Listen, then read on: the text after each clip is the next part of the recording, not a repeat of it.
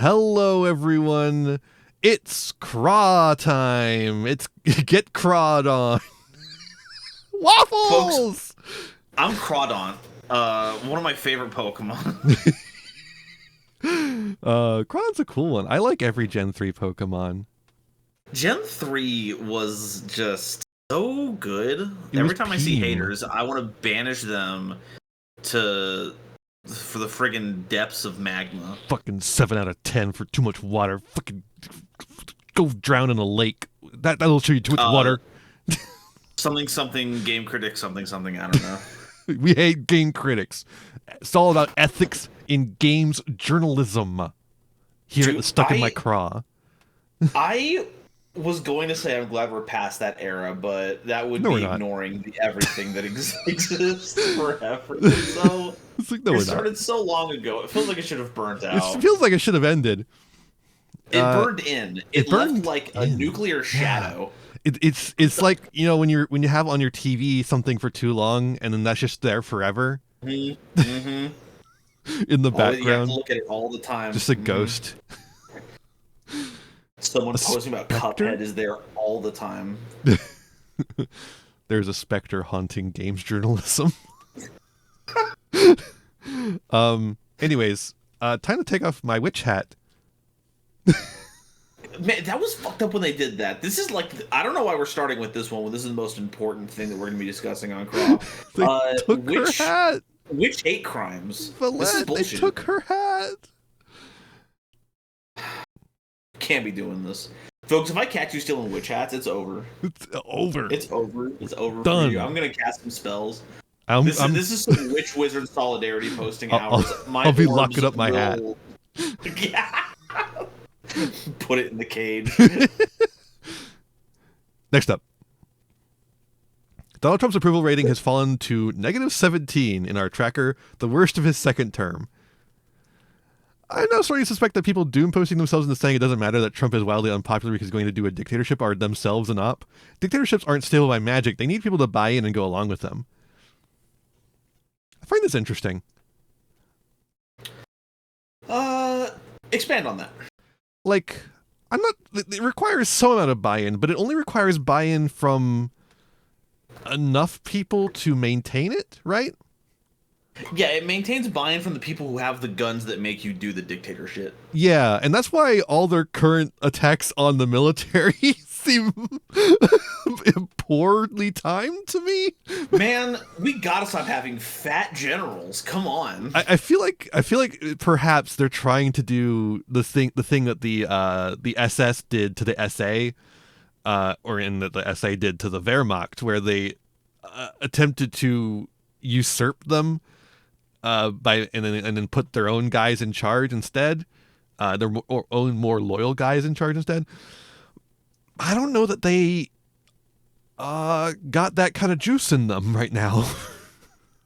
So, just to make sure I'm getting my analogies correctly, nowadays it would be kind of like if the Navy SEALs tried to get the armies radicalized.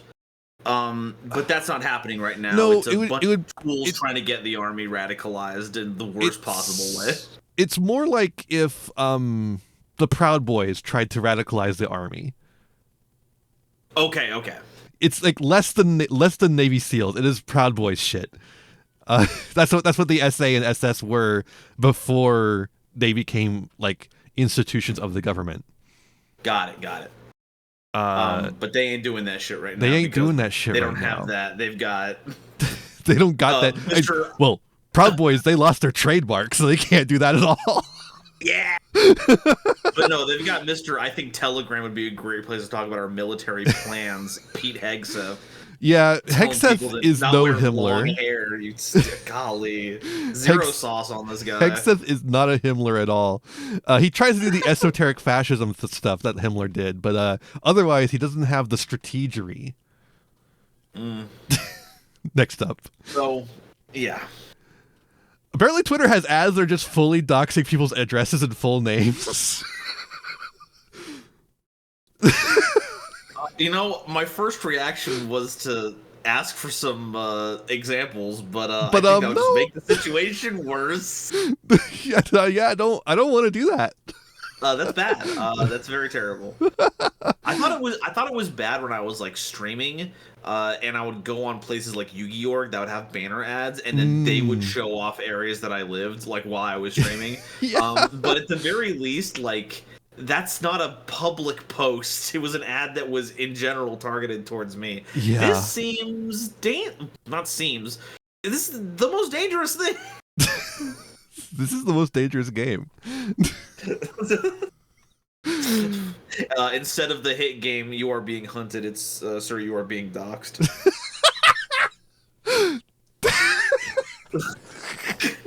That's a good one. Next up. Doesn't seem like it. Seems bad. More like Piss Insider. Business Insider informed its staff this week they are allowed to use ChatGPT to generate first drafts of their stories, while also indicating the newsroom will not disclose such AI to the readers. Don't read Business Insider, folks. It's bad. Don't use it. They suck. Yeah. How'd you get so good at posts? What's your training regimen? Well, you know, you post 10 million times a day like I do, and one of them's going to be a banger. Ooh. Okay. Taking notes. I'm lots and lots of notes. I'm like the guy from Yu-Gi-Oh! GX who practices drawing cards. I'm under a water fountain posting. Just grabbing posts out of the stream of consciousness. This one. This one. This is a banger. This one's a banger. My ass about to do some posting. What would Drawbread do? All right, next up. The LA Chargers star kicker Cameron Dicker is Chinese, which many do not know. Dicker is the first ever NFL player to be born in Hong Kong, China. Cam lived in Shanghai, China for the first 11 years of his life. Today, he became the most accurate kicker ever. Oh, that's an interesting little fun fact. Let's see the graphic that they made for this. Oh. Huh. I mean, I guess. What?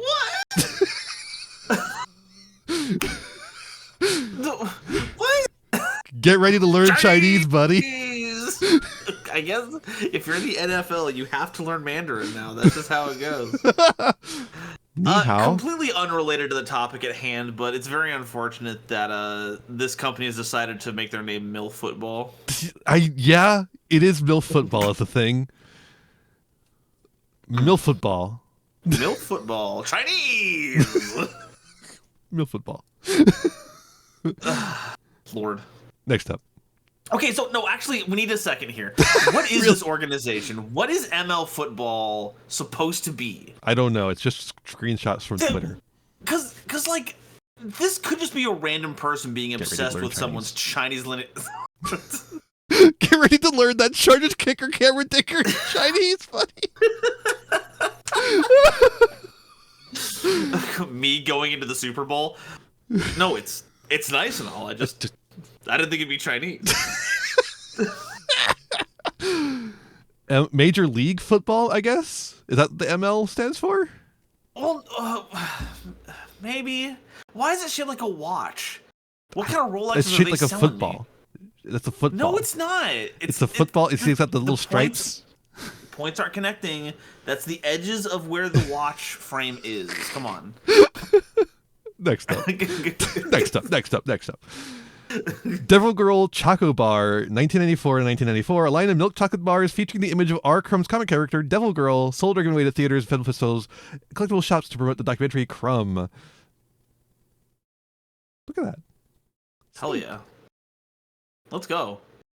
It's bad for you? I don't want it to be good for me. Do you have Taco Bell Mountain Dew Gamer's Delight? Oh, we might. We might just... What? Huh? What? Huh?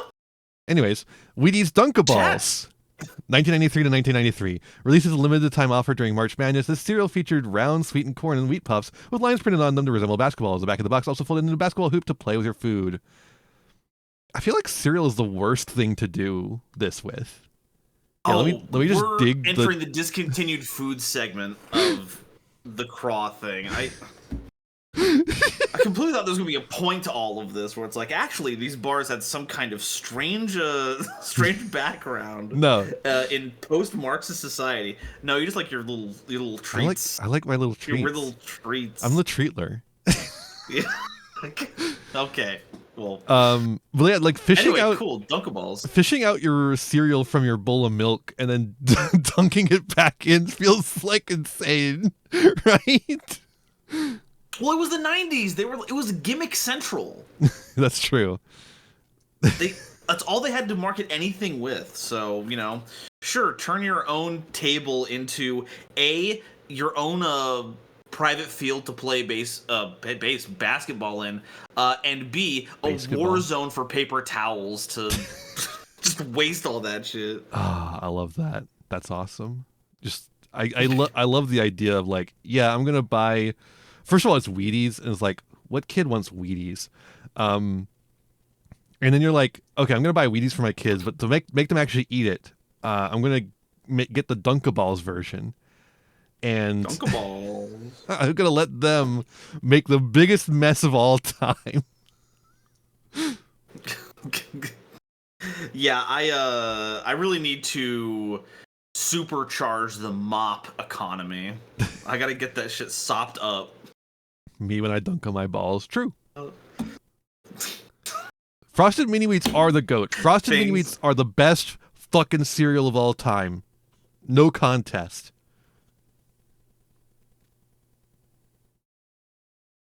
Just ignoring Frosted Flakes, huh? Yeah, I am. Man, dude. I will say, Frosted you could Flakes. Have shrapnel for breakfast. What are you talking about? Frosted Mini Wheat bullshit? They're a good second. I will say, the pumpkin spice Frosted Flakes are peak. They're pretty damn good, but they don't quite measure up to the pumpkin spice Mini Wheats. And how is that? What is the advantage of the Mini Wheat versus pumpkin shrapnel?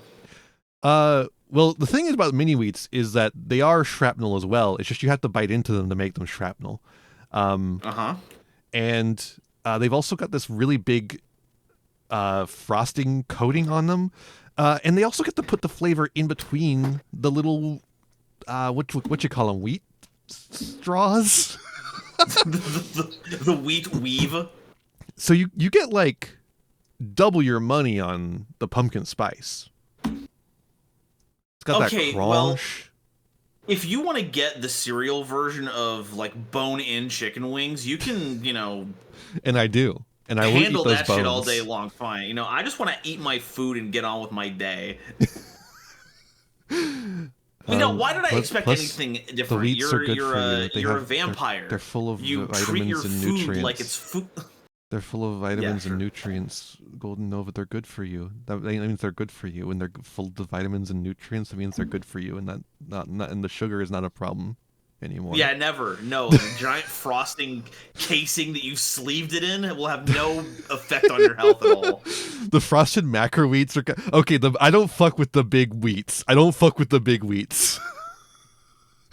Those ones where you have to like let them soak and then break them up. No. That's too much work for. Look, breakfast is either zero effort or maximum effort. I'm not looking for a medium range effort food, and that includes trying to get my tongue into all of the wheat crevasses. Okay, just give me my crisps. Small wheats only, please. Yes, thank you. Correct. Next up. Ayers has announced that the Usos versus Braun Breaker and Bronson Reed at WrestlePalooza will be the first ever EMF-friendly WWE match. Hey, that sounds really inclusive. Hey, let's check out what EMF stands for really quickly. Well, that's funny because it stands for electromagnetic frequency. It's the things that your phones emit to work and function. And they're beforehand entirely harmless. They're entirely harmless. They don't do anything at all. But some people like to pretend that they are harmful. The 4G people. Yeah, the ones who think 5G is giving you COVID. Brought to you by the people who think 5G is giving you COVID is EMF. WWE has so much. You can just say Hitler particles, yeah. WWE is full of Hitler particles. It's roughly 12.6% Hitler at this point. The Hitler particles radiate off the stage. We're It's not like to put dangerous between levels. 99% Hitler, but it's it's there. That's what the H's in Triple H stand for. Hitler, Hitler, Hitler.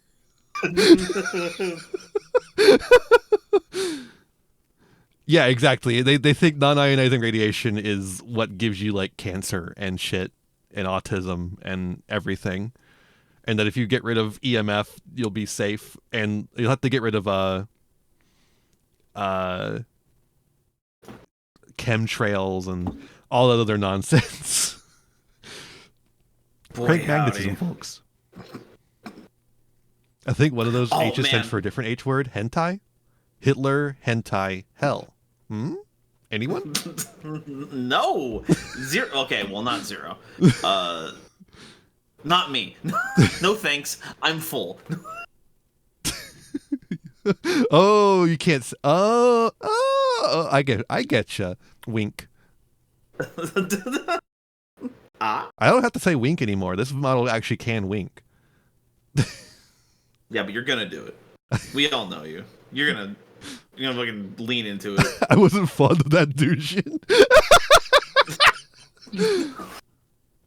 Next up. Here's a post from the Louvre. The Louvre is just on easy mode for this show, but this one's so good.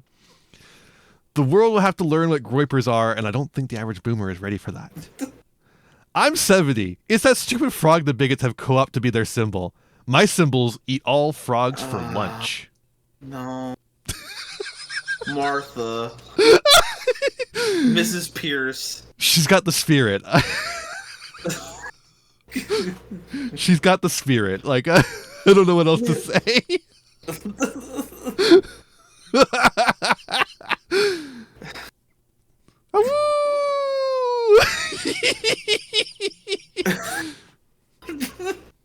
Wait, no, am I crazy? I thought the frog was Pepe.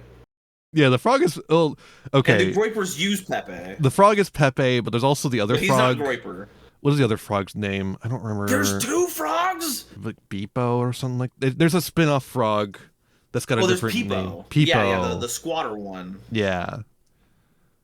But that's still not groyper. Like, use it, but that's not his They name. use it, but no. The groyper is just a specific political movement, mostly surrounding Nick Fuentes. A normal individual, I'm sure. Really not. Anyways, next up. Another Louvre post from the Cybersmith. I can't even read. So which one of us gets to read it? Are you going to read it? I think I should read it. I don't think you should be allowed to read it. That's fair. You know what? I don't want to get you canceled. Value this episode. Go ahead. I don't want to get you canceled for reading this shit. It seems the assassin was seduced by an uncaged trans femme succubus. This deranged ideology has gone too far, and there must be a reckoning. You see why I insist upon this? I do not hate transgender people. They didn't choose to be affected by sissy, hypno, and microplastics, but there must be rules.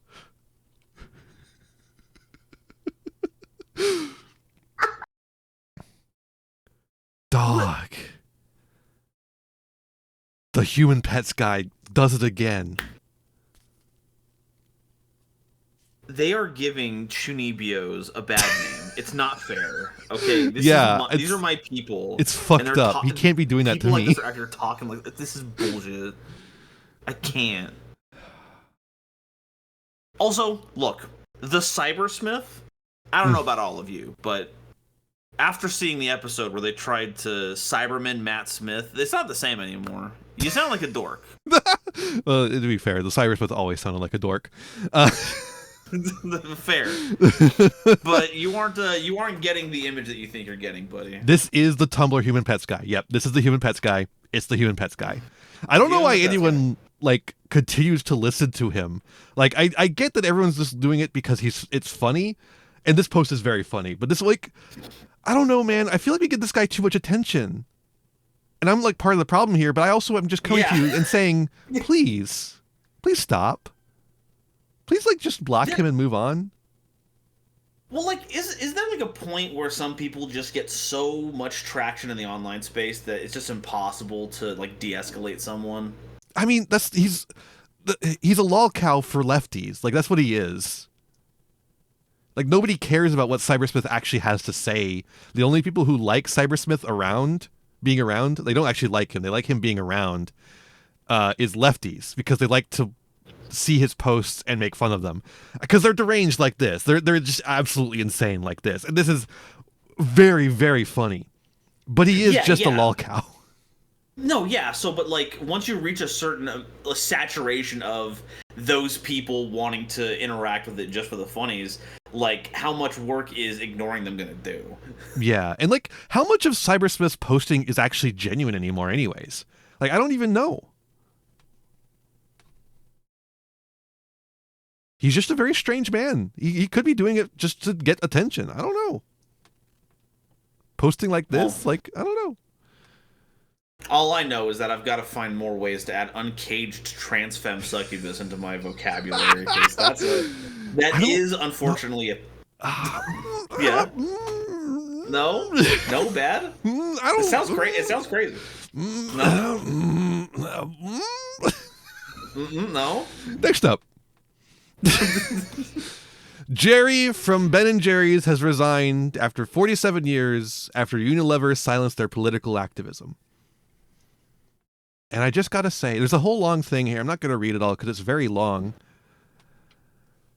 What did you expect was gonna happen, Jerry? You sold your company. Should have made it a workers' co-op, idiot. Dang, that sucks. Sorry. Like, I agree with him that, like, silencing him for his activism on Palestine is wrong. But again, what the fuck did you think was going to happen when you sold your company to another business? Did they have to? Were they, like, running into money problems? I don't think so, right? It's one of the most successful ice cream brands of all time. Because it feels like if you're that politically active, then you would know that shit. And if you needed money, like, just sell it to your workers. Make it a workers' co-op, right? Am I crazy? Just greed. Like, it's just greed. And now he's reaping the consequences. Me, when I reap what I sow. Pretty disheartening. I don't know. It sucks. Don't get me wrong. This shit sucks. No, all right. But, like, yeah, he did it to himself. What else could have happened? Yeah. It turns out not every other CEO was out there thinking, how could I do ethical capitalism? How could I use my platform to spread messages of unity? Nope, they want money. Yum, yum, yum. And yeah, a lot of Ben & Jerry's is a lot of very performative stuff, but that's because they come out of the hippie movement, and all the hippie movement was performative. Next up. Okay. I know I appreciate Digimon keeping their games 2 gens behind graphically so they don't take up 100 gigabytes on my fucking hard drive, but it looks like they actually gave the team a budget for this game.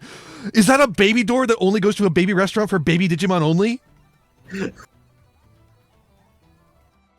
Chat. Time Stranger is on the next level, folks. It's so good. It's so good. The baby store. The baby store. They're going baby mode.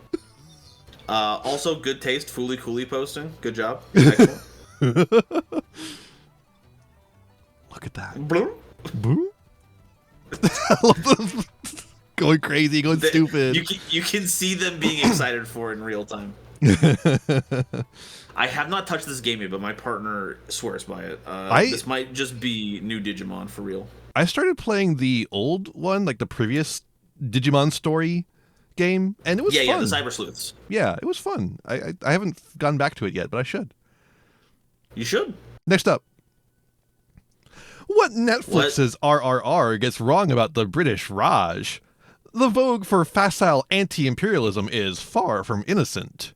By Mr. Rob Toombs. Well,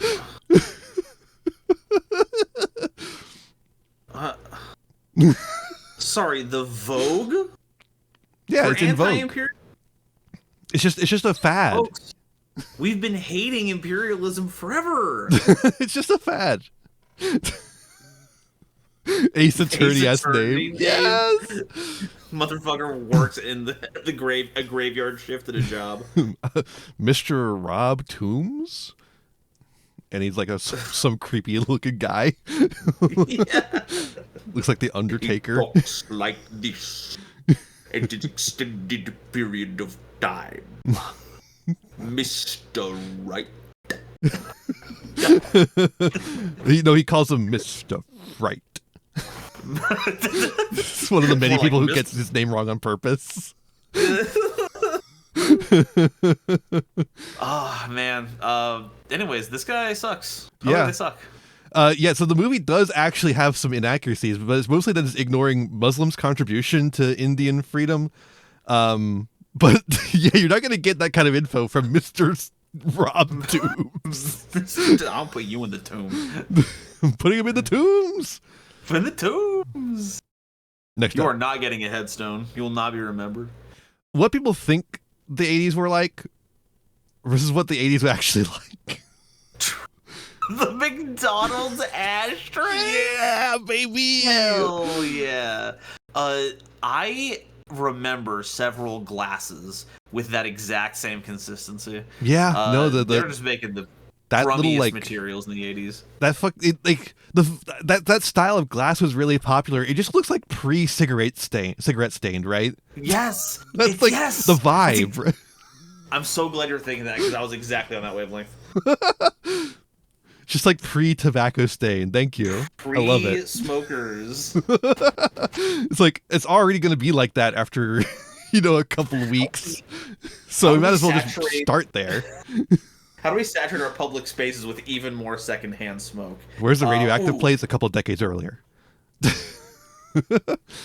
Oh man, I could go for some radium right now. So yeah, the 80s. The fun thing about the 80s, I wasn't alive in the 80s, but like the 80s kind of sucked. And so did the 90s, and so did the 2000s, and so did the 2010s. Don't get nostalgia. Those time periods sucked. Hey, come back to the 80s. Do you still have Walmarts in your year? I'm so mad at every one of this. Do you still hang out at the 80s? Walmart and wear Aeropostale? Like the 80s one has like this mythology to it that I like. If I were to turn my brain off, I could kind of see like, oh, okay, this was a yesteryear where people were more authentic. These fucking Walmart ones are like, hey, remember buying products? Remember when we used to watch the Harlem Shake? Now that's nostalgia. Man.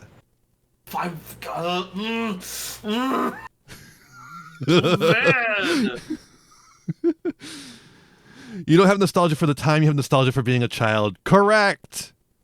It's true! The only positive memories I have about Walmart is the one time that we stole some Pringles from there. That was pretty fun. Hell yeah. We love stealing. Stealing is awesome. Next up. Oh, this was so fucking good. Japan has a wrestling camp for kids where at the end they have a show match in front of their parents to show off what they learned. Let's watch this shit. Oh, yes, okay. Oh, the hair pull? Yeah. Excellent. Oh, look, he's getting a little cocky. Whoa! Oh, Swing goes wide. Oh! Oh, jeez. Oh, she's on the... Oh, my goodness. oh, perfectly timed kick. Right to the neck. Oh, hold on. This is getting leverage.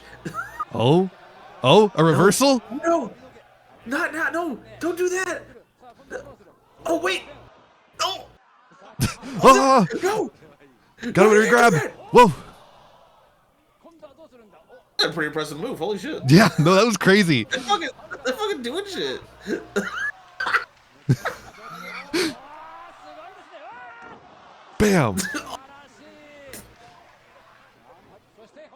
Whoa, good trip. Right into the wire. Oh, wait, Impressive knee to the kick. face. That doesn't seem legal. Whoa. Oh, he's got her. Oh, fell for the trap. Classic. Oh, the backbreaker. He got pained. No. No. Well, it's a good thing. I think she's done for here. I don't know if she can get out of this one. Yeah, that was kind of backhand. You don't get up from that. That spinal cord is severed. We're gonna have to Ghost in the Shell this now. Oh, no, you can't be making it worse. Oh, he's trying to make it final. Oh! Oh, my God, right into the post! Right into the post. The facial work is so good. This I used to like this wrestler. The only problem, the Venom jorts, and I think I might have had a bit of a personality. Whoa, change. another one! Oh my God, it's brutal. You don't have to be doing this.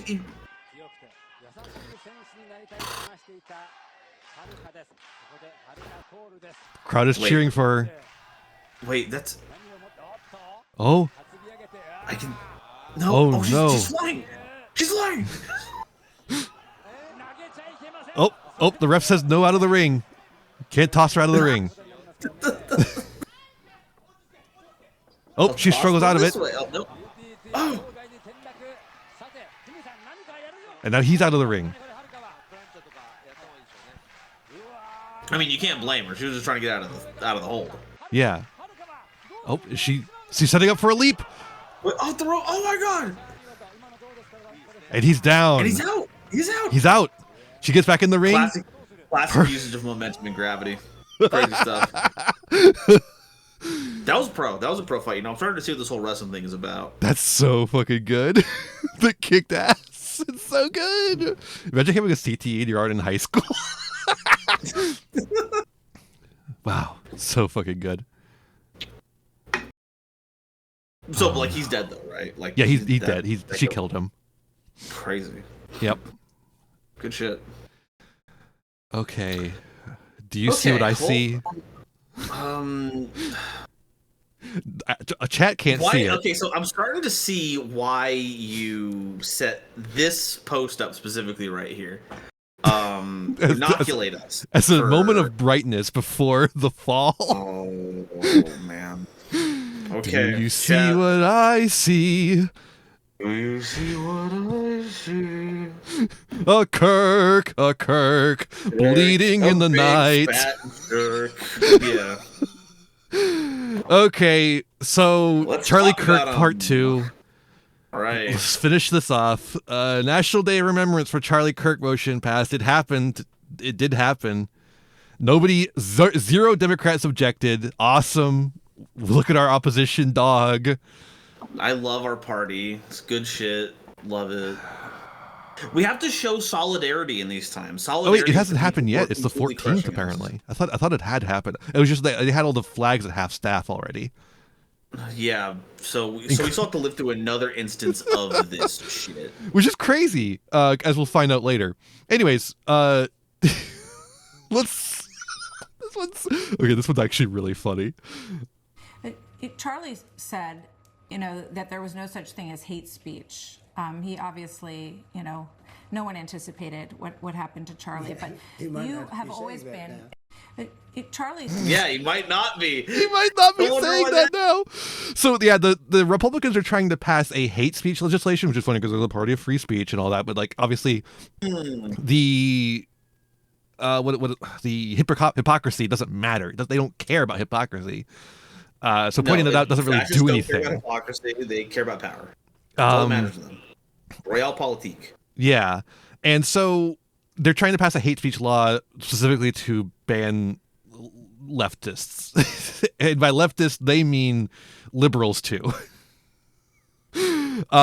So Fox News, though, is a little bit uncomfortable with this because, sometimes hypocrisy does matter, and you do get some people who get a little uncomfortable with it, particularly when it's this blatant. And so Fox News and people like that, like Tucker Carlson and stuff like that, are getting a little bit uncomfortable with the idea of hate speech laws in response to the Charlie Kirk shooting. But Trump has a pretty good response here. He can't say that now. He's dead. Well, he's not saying it out of the hole that you would normally voice it out of. Dude's dead as a doornail. He can't say shit. So says Trump. The slow realization of media pundits finding out that the institutions that they've been energizing are now slowly turning their blades towards them is there's a bit of schadenfreude in that. My face when the knives are long. Man, what a terrible night to have long knives. Anyways, Israel, don't worry everyone, Israel did not kill Charlie Kirk. Netanyahu has said they did not kill Charlie Kirk. They said it. Don't worry everyone. You know, the next post actually encapsulates exactly my thoughts on this.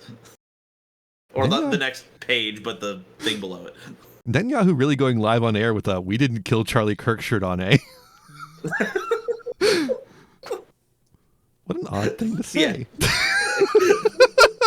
So the reason why they had to do this is because Candace Owens, a black conservative pundit, was going around saying that Israel killed Charlie Kirk because he was not sufficiently pro-Israel or something. Yeah, sure. This all makes sense. And because of like he changed his mind on the Epstein file shit to fall in line with Trump or something. I don't know, dog.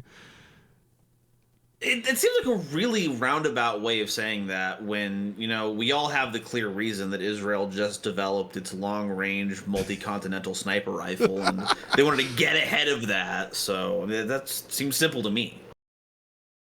It's just strange that Netanyahu felt the need to come out and counter a like low effort, low adoption rate MAGA conspiracy. I don't know. Yeah, well, interesting. you know, I wouldn't call Netanyahu normal. No, I would not. I would not either. Anyways, Jimmy Kimmel got removed from the late night show that he hosted. I don't find Jimmy Kimmel particularly funny, but you know, you probably shouldn't censor a guy for basically just he didn't really say much of anything. Yeah, it was very mild. It was literally like there was no way you could interpret what he said as like a joke at Kirk's expense or in any way negative. It was definitely just pointing out that the Republicans didn't give a shit about him. Yeah. They were just kind of using him as a political tool. And that's disrespectful to Charlie, so we have to remove Jimmy Kimmel from discovering our motives. I mean, not being sufficiently nice about our good boy, who we don't have anymore. So yeah, Sinclair Broadcasting and the other big broadcasting network whose name I forget, were like, if you don't, we're gonna pull this shit. And so Disney was like, okay, we're gonna pull this shit. And so everyone and their fucking grandma canceled their Disney Plus subscription.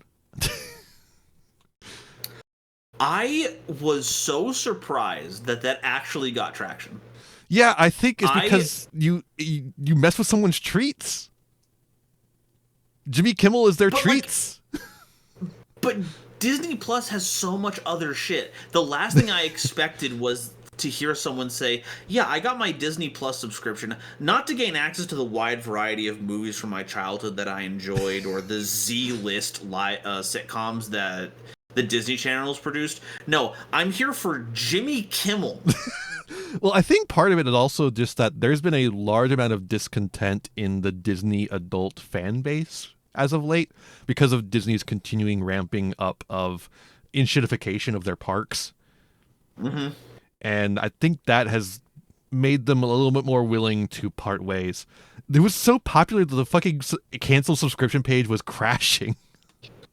That's Disney servers crashing. That's Disney ass servers crashing. Yeah, people with money. That's crazy. So, I don't know. That's pretty good. Anyways, good sign, I would say. Unfortunately, I do agree with JD Vance. Jimmy Kimmel wasn't funny. It's the one thing I agree with JD Vance about. Anyways, Jimmy Kimmel wasn't funny. His ratings were in the toilet. His advertisers were revolting. And I want to do like a Trump voice, but that's what he wants, so I can't do that. Also, the bellyaching from the left over free speech at their Biden years fools precisely no one. What do you mean by that? It's stupid. Nothing. What happened in the Biden years? Do you think that we're being a hypocrite about, Vance? I don't know. There's a point where I watch his show nearly every night. He's a genuinely talented guy, but I like so much good and funny in the world. The woke thing destroyed it. I'm like, that's not why Jimmy Kimmel was unfunny. He was unfunny because he wasn't funny. Yeah, that's just, you can just not be funny. He's just not funny. He's not a crime. He's not Jimmy Fallon unfunny, but he's not very funny. He's not in that area of the Jimmy continuum. Yeah, like of the Jimmys, if you would say. Of the Jimmys, I prefer Kimmel. But if I were to have my druthers on a Jimmy, 1930s ass statement. Have my druthers on a Jimmy. I'd rather get the Kimmel brand Jimmys. Give me the Kimmels. There are, in fact, 2 Jimmy late night shows. Yes.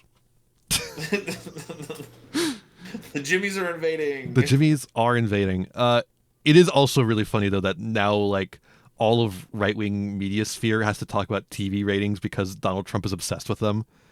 That is so pathetic. It's so funny. All the time. It's like it's always ratings. It's like you are. Their ratings are so bad.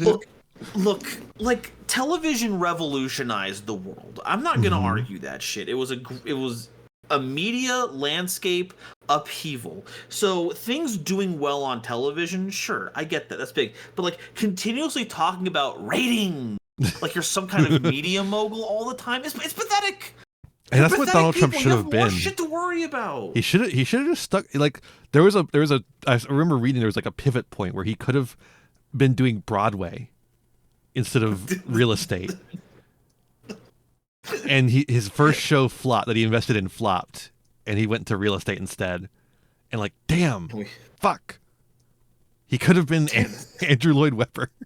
Yeah. I once again hate that we found ourselves on the same path. It's the same. It's the same like conservative queer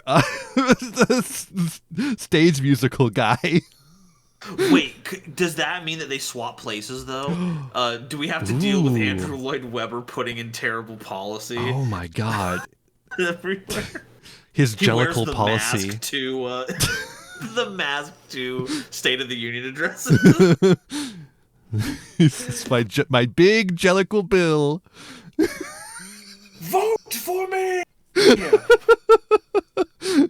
Big jellicle bill. Never mind. Actually, I'm not gonna riff anymore. We gotta end on that. We gotta go to the next one. So yeah, Disney ended up losing $4 billion in evaluation in 3 days from combined stock price collapse and canceled subscriptions. With a B? With a B, not an M. A billion. That's we should be insane. talking about this more. Like I heard that it worked, but I didn't hear that it worked like this. Collective action works. You just have to actually get people to do it. You just gotta do it. Sometimes the hard part is doing it. Reality is like, yeah, you can make arguments all day long about like the ethics and why it's good for stuff, but it's more effective to just say, hey, they took away your treats. Yeah. Be mad at them, they took away your treat. Anyway, so what Sinclair decided they were still going to deny the. They eventually caved on this too, but they were like, we're just gonna not have Jimmy Kimmel on there until he gives money to TPUSA. So we made a Charlie Kirk tribute, and who did they get on? But friend of Jeffrey Epstein, Alan Dershowitz.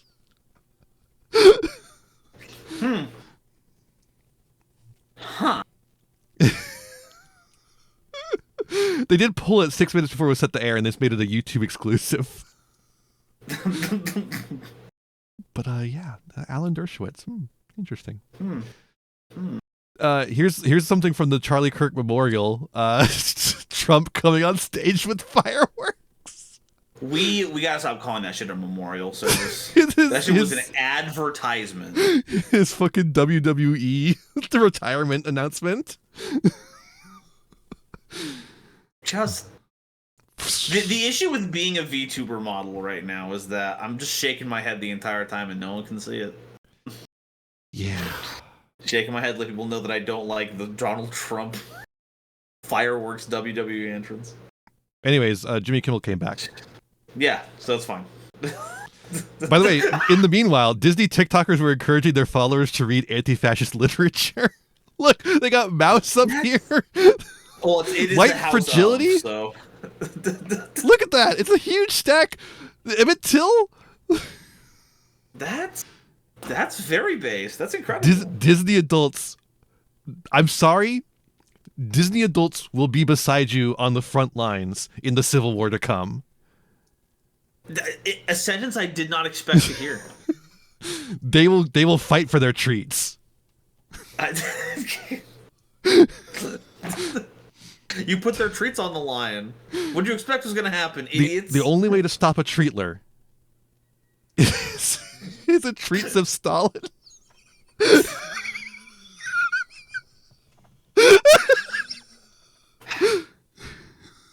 Proud of yourself? Yeah, a little bit. Cool. I stand ready with the Mouseketeers. Woo, that's good. All right. Cool. Next up. So yeah, no, even Sinclair had the cave and brought Jimmy Kimmel back. And so did the chairman of the FCC who started this whole thing in the first place. President Biden is right. Political satire is one of the oldest and most important forms of free speech. It challenges those in power while using humor to draw more people into the discussion. That's why people in influential positions have always targeted it for censorship. Like I just did. Oopsie. Wow. Yeah. 2002 as post. 2002 as post. It's 2022. It's funny how easily these thoughts and opinions can sway when power changes hands. It's crazy. I love it. Next up. One last thing about Charlie Kirk. Unfortunately, the quoted post is deleted. But it was a graph of Google Trends showing that nobody is Googling Charlie Kirk anymore. Mm-hmm. So here's a good post. Think about Rush Limbaugh and how now that he's dead, you never ever hear about him. Have you heard about Rush Limbaugh in the past little while? I haven't. The dude turned my grandfather into a raging conservative, and I don't hear about him anymore. Because what he did had no value. It contributed nothing worthwhile to the culture, nothing of lasting value. He just made anger every day, rising, blooming, and fading like a fart.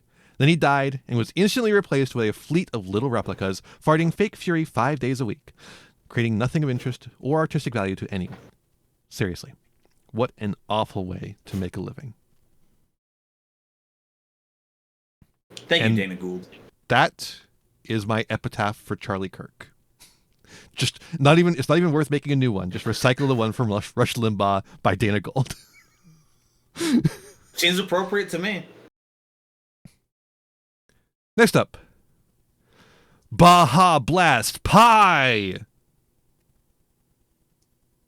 Folks. I know what I'm having for dinner tonight. The Baja Blast Pie coming to Taco Bell in November.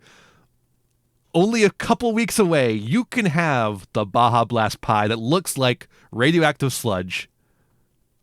This shit looks like wrong, incorrect, bad opinion. This is the most succulent treat I've seen in my entire life. It looks. I can't decide if it's obviously like a kind of like a pumpkin pie consistency there. Yes, but man, it looks like it's somewhere between cheesecake and actual cake, and it is a little disturbing. It looks like it has the consistency of Play-Doh, and it makes me want to shove it in my mouth even more. This is violently American. That's true. Yeah, that is true. I need this. I need this right now. Can we skip October? Actually, I don't need Halloween. No. What I need is the Mountain Dew Baja Blast Pie. Folks, we need Halloween. It's a international holiday celebrating me. Remember, folks. the Halloween Patreon drive is happening now. If you get me to $75 a month on Patreon by the end of the month, I'll do a karaoke stream. You get me to 100, I'll be commissioning new outfits for the model. Don't you want that? I do. I think you do. So get me to $100 a month on Patreon. We're like 15 away from the 75 goal. It's just like $15 a month away. That's shrimp ads. If 15 of you give $1 a month, easy peasy. Easy even. We got a Tumblr post this time around. This is just another summary of the Nepal story. For those that have been following, a bunch of teens and early 20s kids plan to start a social movement against the current regime on social issues and economical inequalities. Government gets wind of it scaling and tries to geo-block social media. People get more pissed off, start protesting. Government can't handle the protest, lifts social media ban, doesn't do anything. People just organize further. Burn down the Parliament House, PM's house, beats the shit out of the finance minister in the streets, kills the PM's wife. Kids like their own new PM on their Discord server. Ex-Chief Justice of the Supreme Court, who was part of the 1990 revolution that ended the monarchy. And then the army head acknowledges the validity of the Discord vote and is meeting the new interim PM to discuss elections for new leadership going forward.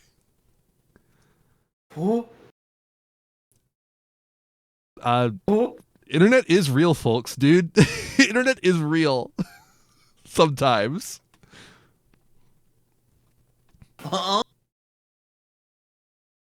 That's crazy. This is the first I'm hearing of all of this.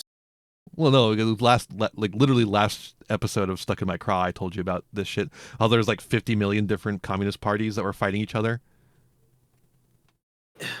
That's not mentioned anywhere in this post, Ian. It's funny. It doesn't mention the fact that there is like 15 million communist parties fighting each other.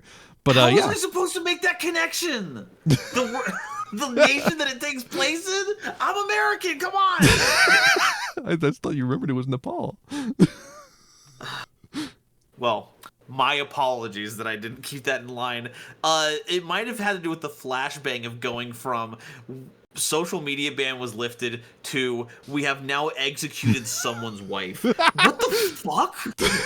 They burned down the prime minister's house, beat the finance minister in the streets, and then killed the PM's wife. Why? Why did you kill his wife? I don't know. But like, to be fair, the prime minister had like been killing a bunch of people. Like that sounds like incredibly violent for like no reason. The prime minister had been like cracking down and shit. It doesn't mention that for some reason. But the prime minister had been a pretty brutal regime. Yeah, but the thing didn't say prime minister was killed. Yeah, no, they killed his wife. Which is strange, but like, were they? I mean, they were married to him, so there's I mean, like, there's a little bit of a tacit endorsement. Yeah, but I don't know. I don't know their situation fully for now until I figure out more about this Nepal situation. How about you withhold judgment into an ad break? Smooth transition. All right, see you in a second.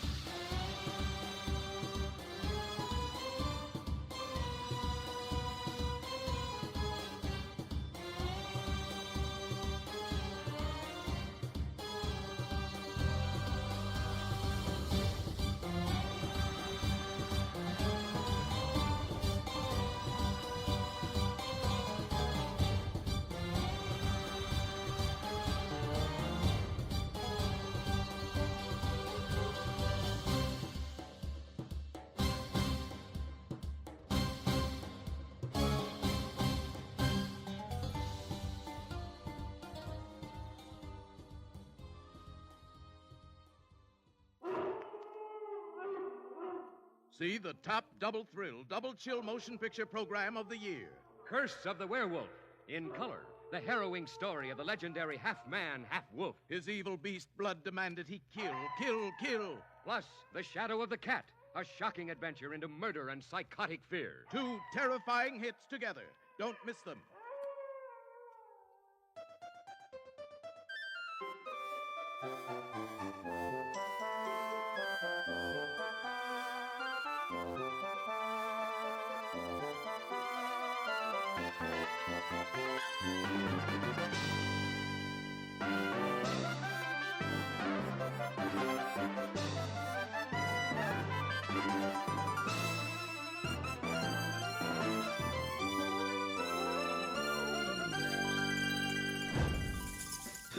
Welcome back. Next up. Oh, really? This is what we're coming in on. Oh. What the fuck?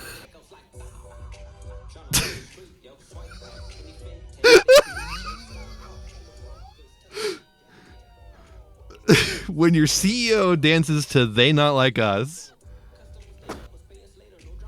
That's not the name of the song, by the way. It's not called that. It's called Not Like Us. Yeah, because it's not they at all. It's one particular person. This shit gas. Let's go. Wired.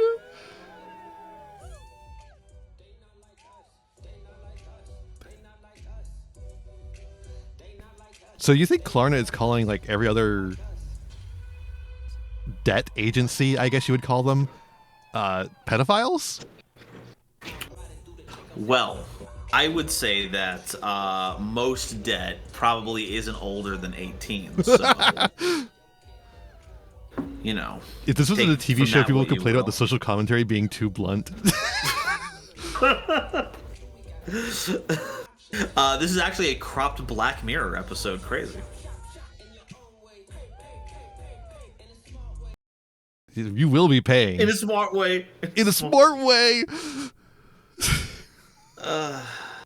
Next up. Cool, I guess. Cool. So, whatever. last time, I believe, either that or the time before, we took a look at the Nike Yu-Gi-Oh collab. Did you know there was also a Fortnite collab?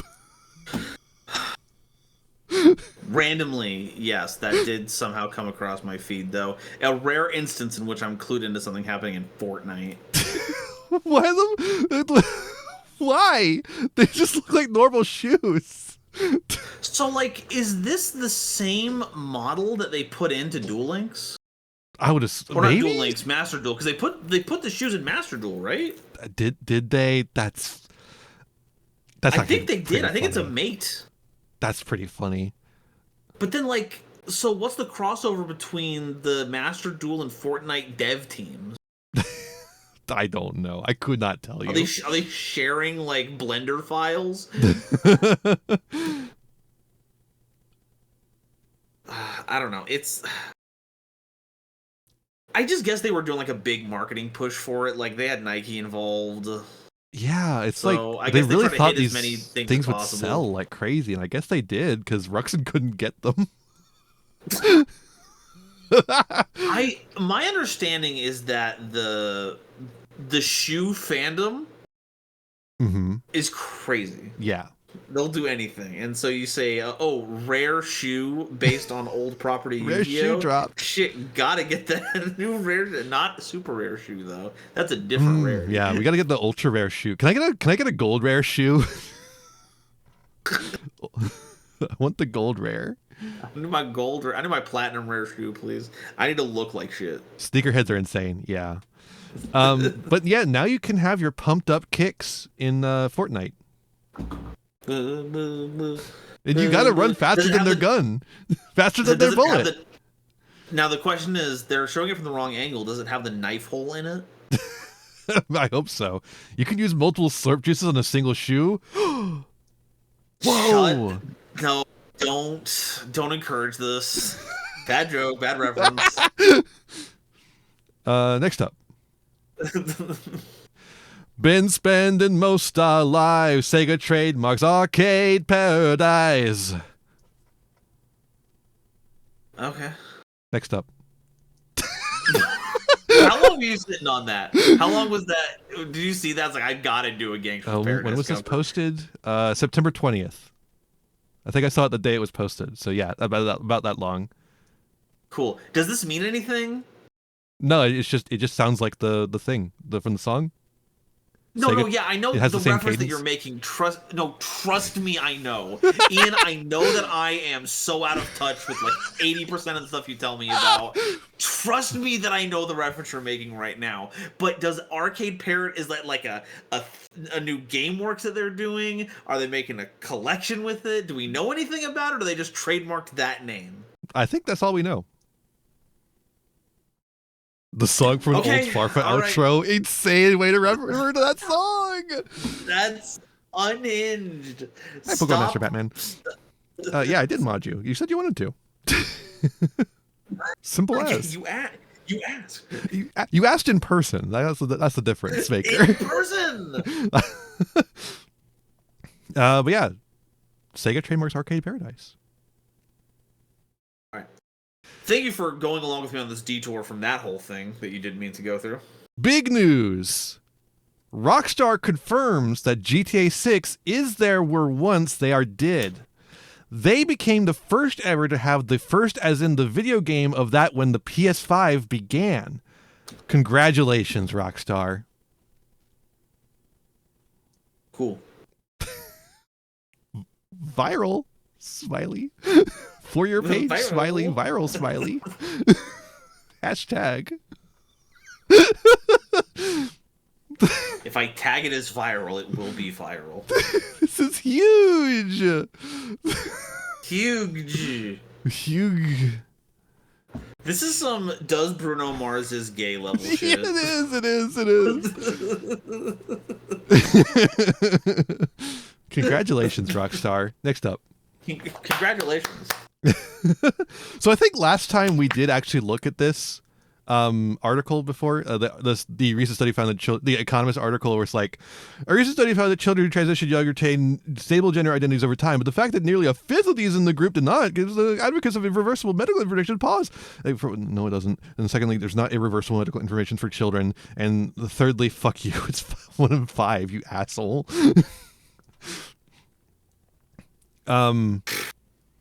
But anyways, the Economist article wasn't attributed to an author, but someone in the replies of the thread tipped me off that it was, in fact, Jesse Single.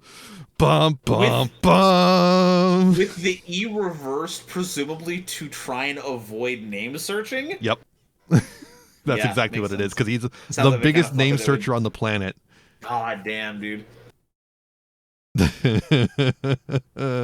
I feel embarrassed when I do it like once every 6 months. Serial people doing that, it's astonished me. Yeah. Yeah, so if you look at the actual numbers, the numbers are actually like insane. I don't know if it has it here or if it's in the quotes somewhere. But like if you look at the actual numbers, they were counting went from they them to she her as unstable. So like they were counting like people going from non-binary to like trans woman as unstable.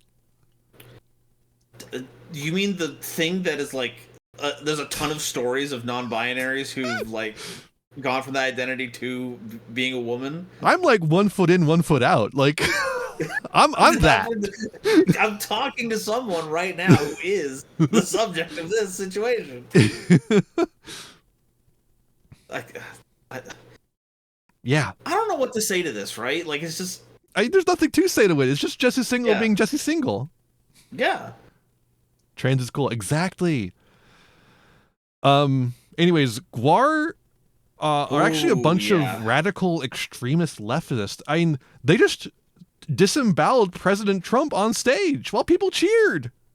What the fuck? I've never known Gwar to be this violent.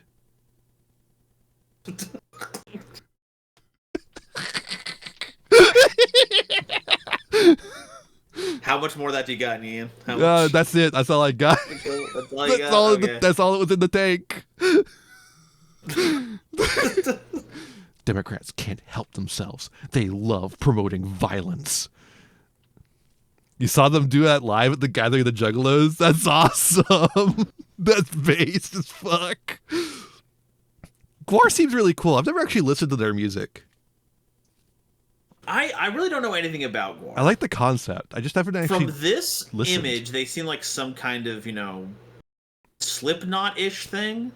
Yeah, so they dress up as these like alien demon things, and then they do music. Okay, pretty cool. Yeah, okay, they have lore I and love shit. The premise. You love lore, yeah. So I'm gonna go buy 5 Gwar t-shirts right now. Okay, so that seems pretty sick. Man, I can't imagine they're very any performative. Yeah. heavy like metal-ish style band promoting any kind of violence in any way. I can't imagine. That's so uncharacteristic so of them. fucked up. Especially against political figures. There's a fun documentary about them. Ooh, perfect. Ooh, Perfect entry sick. point, I imagine. So their lore. Their lore. Folks, documentaries are just lore for things. It's That's an important true. thing to figure out. Hey, do you want a new echolalia? Sorry, what? Do you want a new thing in your echolalia, new vocal stem? Okay, I echo part I'm getting onto. Lalia? That's one word. Echolalia? Echolalia is one word, yeah. Okay. It's a term for like when a phrase just like echoes in your head forever. You know? So an earworm. Yeah, an earworm, but like Okay. more intense than that. Like a vocal stem. Okay. I'm learning stuff. Give me a fresh serving. Oh no. Autism, how about that? Autism tomorrow. Autism, how about that? Autism tomorrow. Autism, how about that? Autism tomorrow. Autism, how about that? Autism. There's gotta be like someone's done like a remix of this. Someone set this to a beat. Don't give me ideas. You have to be the one. If it hasn't been done yet, we need the Ian remix. I'm gonna make it autism techno. I'm just gonna have like an autism, like just a techno beat, and then just like have this playing. Autism, how about that? Ooh. Autism tomorrow. Autism. Yeah, I'll find a clip of him saying Today. something, saying the word today, and just be autism today. Just the different todays. The different todays of Trump. One more time. Tomorrow. Autism, how about that? Autism tomorrow. Tomorrow. Autism. There's a weird wistfulness to the way he says tomorrow. Autism. How about that? Autism tomorrow. Tomorrow. They're reading the autism tomorrow. just start remixing Trump's work. I'm just gonna make YouTube posts with techno beats in the background. They're eating the autism. They're Tomorrow. eating the tomorrow.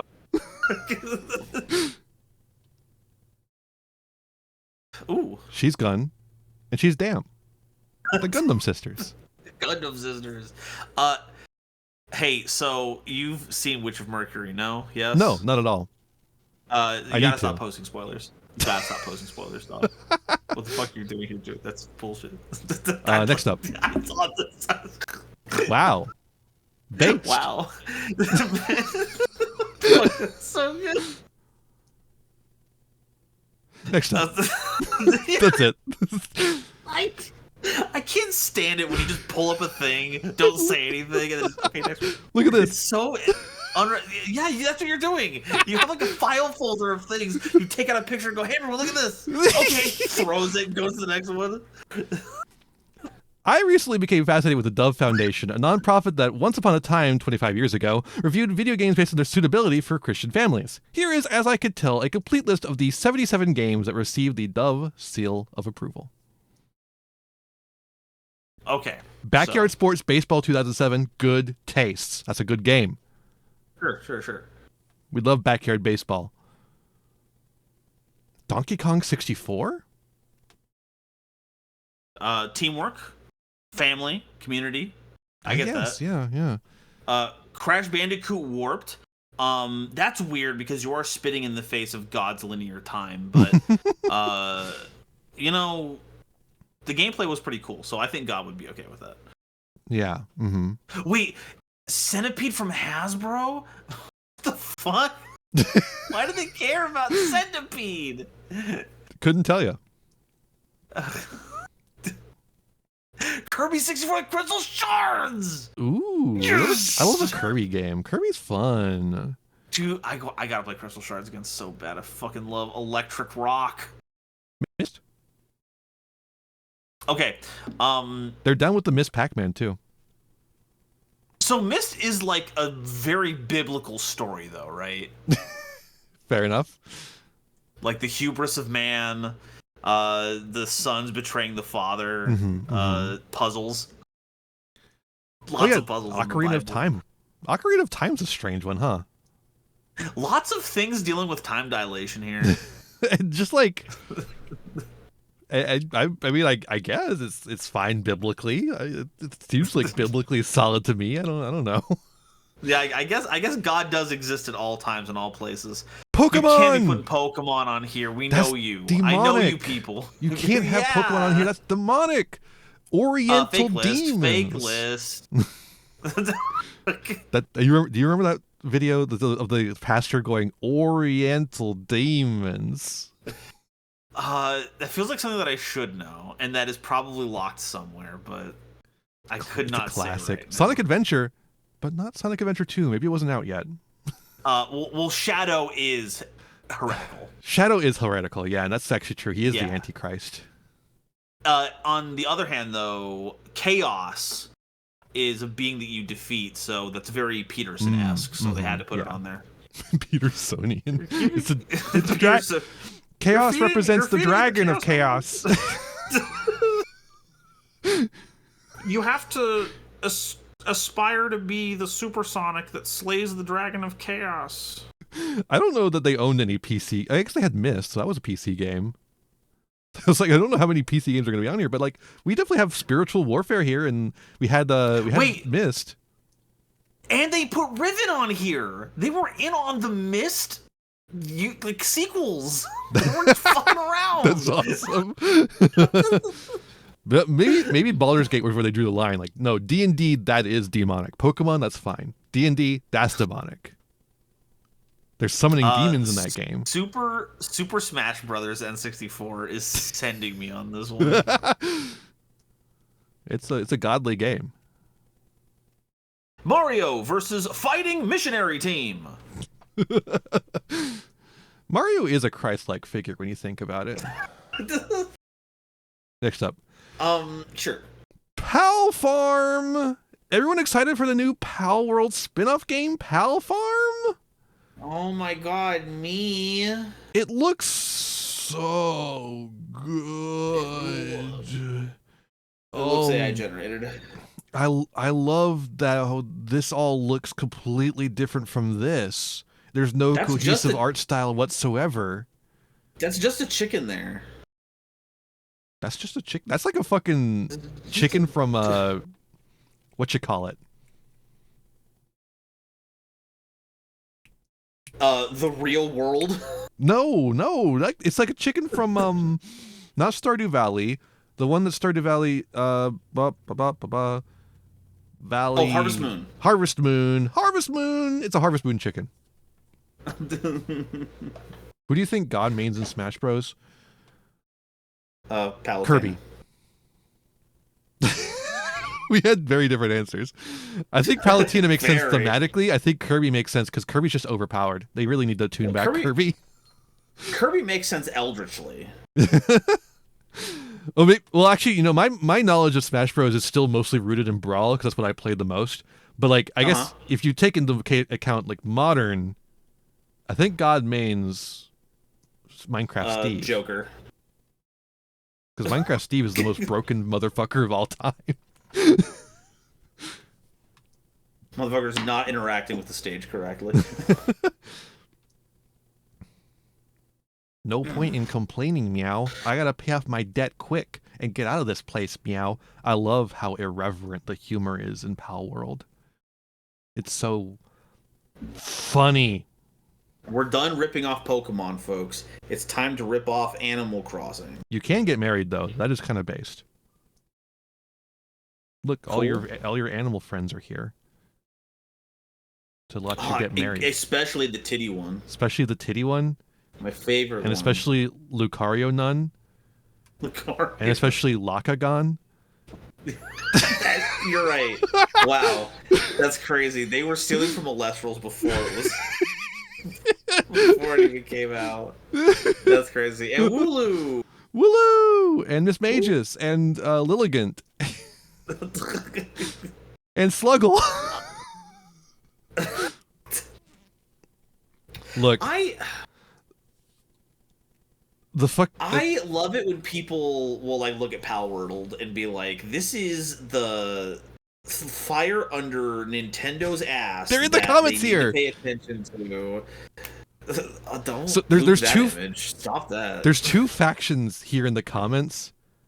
There is one faction that is like, Pal World is a ripoff of Pokemon, and Pokemon should sue their asses and kill them for copyright infringement. And there's another faction that's like, this is the epic takedown that Nintendo needs. Finally, a way to fight back. And I hate them both. I would definitely put myself more in the former camp than the latter, but I just hate copyright so Nintendo. much. No, I don't respect Nintendo enough to be all like, they should sue them for copyright stuff. It's like, no, yeah, it's so stupid. No, I don't care. I don't care about I that. don't give a shit. But Pal World, like, you look at that, it's like, but it's like super rip-off. My side, rip-off speedrun. The side that I'm on is, bro, this looks like ass. This looks like Photoshop. You photoshopped some creatures into a different game. Some fake screenshot ass gameplay. Me when the engine is Unreal. I'm sure this contingent of people were also talking about, the Switch Pokemon games are bad because texture popping, and this is the shit that you're. None of them play Temtem. True, Temtem's the good Pokemon ripoff. I haven't actually played it. It looked fun. I saw some gameplay. It seemed like they were trying at least to make their own little thing, and I can respect them for that. I like the idea of Temtem making a little like, MMO too. It seemed fun. It looked like an earnest attempt to make a Pokemon. Like I was planning on playing it with a friend, but then we both got really busy. Damn. Like when it came to the Switch, we were like planning on like when it came to the Switch, we're gonna play it together, just play through it together. But we got too busy by the time it actually came out. It took too long for them to get the Switch. I think that's what killed them. Rough. No cohesion in designs in Pal World. Yeah. Can I get a zoom in on that fourth panel again, really quickly? What's that name? Petalia. Like Petal? No, you can't bring me back to Otaku. Great, you can't do Italia anymore. Do that shit to me. Ian, stop. You knew I was gonna read it like that. You knew I was gonna read it like Hetalia. Like, come on. I did. Also, look at this cash register. It has 5 pixels total, I think. Though. The textures! I think it's got like 5 pixels total. That's generous. Next up, Sonic and Donpen. Sick. Don Quixote. Everyone who's been to Japan has just had like a full-on flashback. After singing that. Next one. You do. Microsoft will no longer allow Israel to use its cloud services to enable its mass surveillance of occupied Palestinians. Good. BDS did something. They succeeded, kinda. Good. So the thing that's not mentioned here is that obviously, well, not obviously, Microsoft is still allowing Israel to use a bunch of servers for other things. There's still like a huge amount of Microsoft being used in Israel's war effort, but at least this is one victory. It's like one victory that shows that BDS does work. A concentrated, targeted mass movement of boycotts can work. Mm-hmm. If they want to play by the system where money is how the world's affected, we just have to play by that rule. It's very effective. Mm-hmm. Next up. Popeye's Sweet and Crunchy Tenders 2017-2017. Chicken tenders coated in a shortbread cookie dough batter and deep fried. Came with a smoke and pepper jam sauce, which is similar to a sweet Thai chili. Did I miss this? 2017. That sounds outrageous. I can't. I don't know if I can get over the fact that it's shortbread cookie dough. If it was any other sweet thing instead of shortbread cookie dough, I feel like I would be into it. I can agree that it sounds a little off-putting. I would still try it. That being said, no, yeah, I would still I gotta. Is it that bad? Is my mind making it up? I have to confirm. Am I imagining things? Could it be good? Is it peak? Could it? Do I dare to dream? Next up.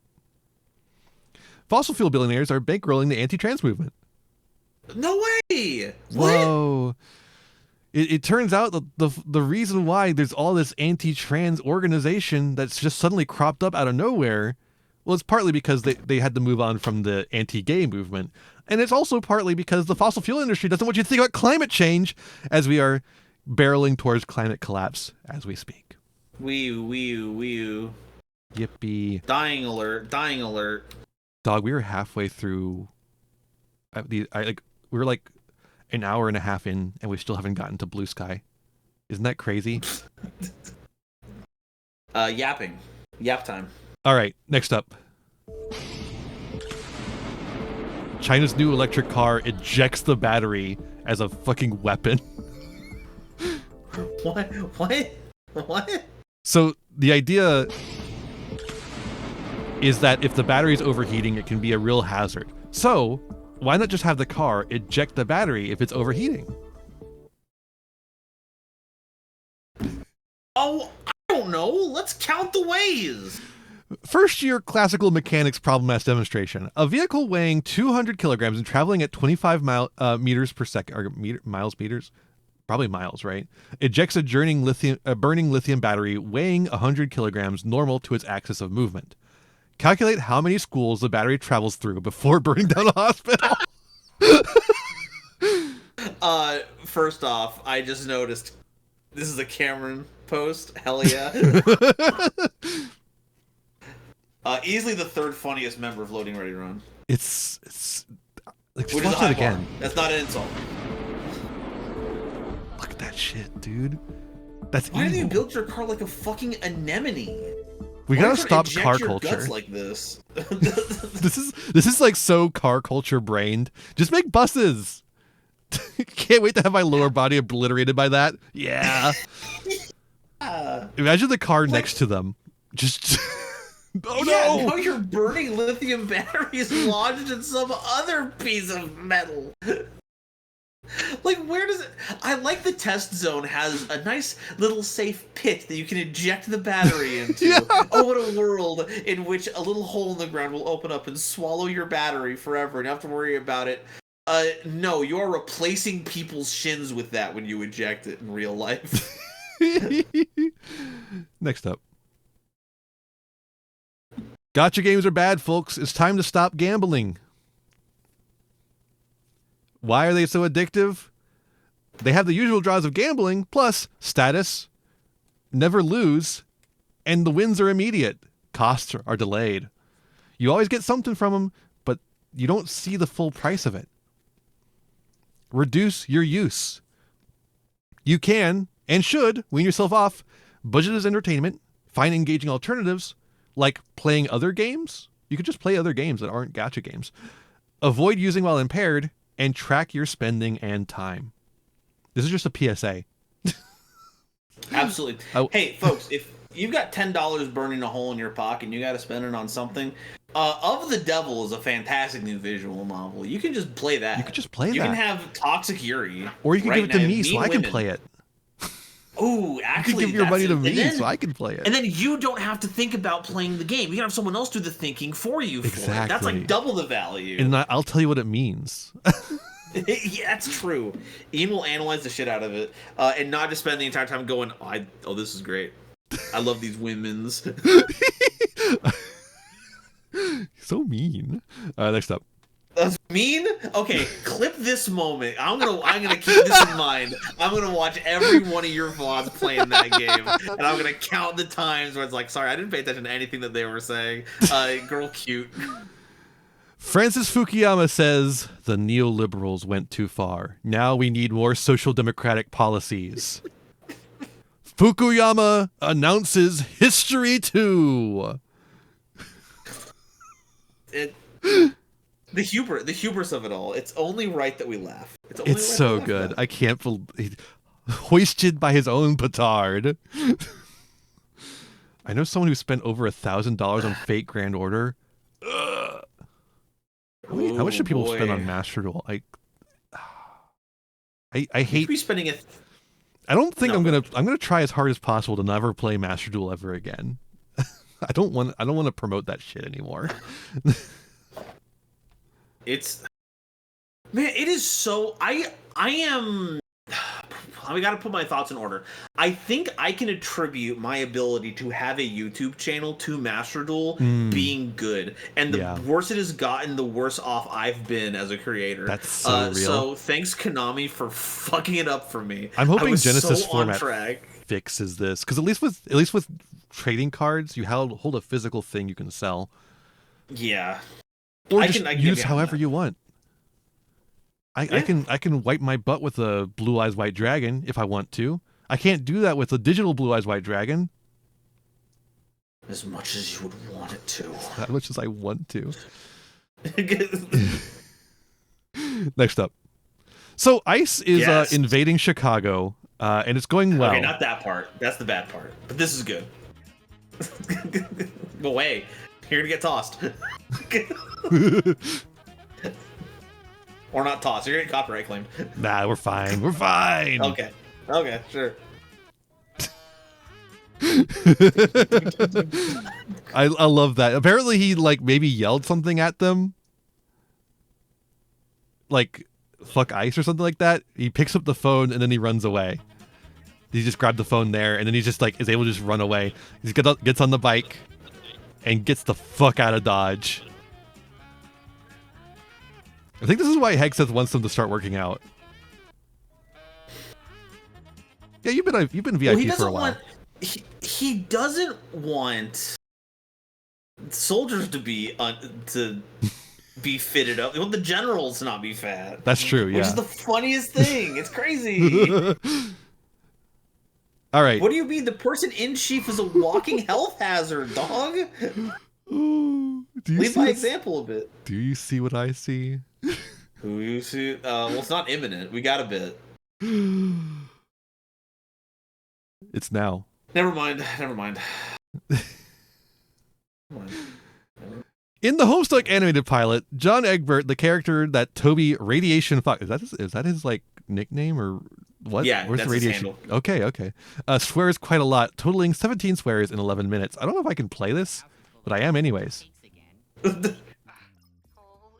So I watched the Homestuck pilot. Did you? I assume you watched it, right? Yeah, you did watch it. I think we've discussed this off stream. We did talk about this. So you did watch the pilot. Yeah. He is saying fuck a lot. I think that's really messed up because I think they really got John's character wrong. He doesn't say fuck. He says slurs. Yeah, he's okay with being casually bigoted, in the way that 13-year-olds can be when they're using language. So I've never read 13-year-old written by not a 13-year-old. Yeah, exactly. That's besides the point. I've never read Homestuck. And I have a lot of thoughts about the Homestuck pilot, which I think is every Homestuck fan's worst nightmare.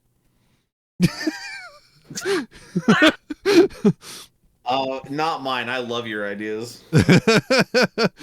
And all the other ones are just the thing losers. is, my ideas are perfectly summed up by one post I saw someone make. A bit dramatic of a metaphor, but I got the same feeling after watching a friend detransition because of their fear of how the world would treat them for being who they actually are. Very dramatic. But also, it's pretty real. It's pretty real. I think that a lot of the problems that I personally have with it are that it eschews a lot of the things that made Homestuck in the pursuit of being an animated pilot. So, Like, you know, to be clear, I think there's some connection. I think the pilot's animation is great. The voice talent, pretty damn good. I think there's a couple misses here and there, like Dave apparently is being mischaracterized. I don't know anything about that. A little bit. I wouldn't say it's, you know, horrifyingly bad, but, you know, they could tune it up a bit.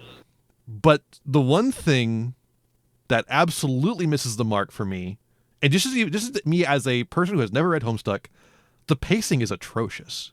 Terrible. The pacing is insane. It god awful. It just doesn't make any sense, and it turns out that's because they're trying to force 100 pages of comic into 11 minutes, and that's it's a strange choice. But I did apparently hear, and I think this was I heard about this after we talked about this. They are going to do a different first episode if the pilot is successful enough to be picked up for a series. That would be my wish for it to. So hopefully that they can this again. Fix the pacing with an actual first episode. But this pilot's pacing really does not give me any solid hope. You know what I'm saying? I know what you're saying. I don't agree with it, but I know what you're saying. I guess it gives me hope on the animation, which is really good. I think this is a perfect way to adapt Homestuck to the screen as well. It's weird because one of the conceits for the story is that a lot of their dialogue takes place over chat messengers, and a lot of problems come up whenever like you can't look at multiple of those chats at the same time. A lot of things happen just because you can't multitask on that one. In the pilot, they've characterized them as being able to talk with each other in a very fun and dynamic way. I think that if you were trying to solve that problem, then they have solved it. But the way it's presented in universe, that's not really a problem. It's just a reality of it. So they've gotten rid of something that like will come up later. And I don't know how they're going to handle that in this version, but that's the nature of adaptation. So we'll see. The nature of the beast. So like, I don't know. It's with the knowledge that they're going to redo a first episode and have the pilot just be, pilot's essentially just a tech showcase, a tech demo of Homestuck. I see that we've watched some similar videos. Because of that, I feel a little better than I did when I first watched this. When I first watched this, I was like, "Oh, this is nothing. This is bad." Yeah. But after learning that, I'm like, okay, well, if as a tech demo, I feel like it does an all right job. They just need to fix rein in the pacing. Yeah, for sure. A zoomer's POV good way of of Homestuck. I think the pilot does something interesting. I mean, sure. I mean, I'm like on the cusp of like 1996 is usually what they consider like the cusp of Zoomer millennial thing. But and again, I haven't read Homestuck. I have no opinions on Homestuck as an actual thing that you read, other than what I've like absorbed from osmosis. By the way, don't use Sharpies. I'm gonna get you. One of these days I'm gonna get you. We're gonna sit down in front of the computer. We're gonna read some fucking Homestuck. Yeah, if it's available. I actually think they, as part of this whole situation, they started re-releasing Homestuck. Yeah, they did. I don't think it's complete yet. They're like, I don't remember what they're up to. I'm actually want to check right now. What is this weird staggered schedule that they're doing? Yeah, they're like having to release it over time, and they don't have any of the other things like Pester Quest or whatever the fuck up yet. Man, give me back my Problem Sleuth. Problem Sleuth is what got me like set up on this whole bullshit of having a final boss who was a mobster that ended up working like a black hole, going down to the Hawking radiation was insane. Ooh, that is a good point. Yeah, so Homestuck is kind of adapting like the 2010 prepubescent internet experience with the growing up on the Discord server experience. Yeah, that tracks.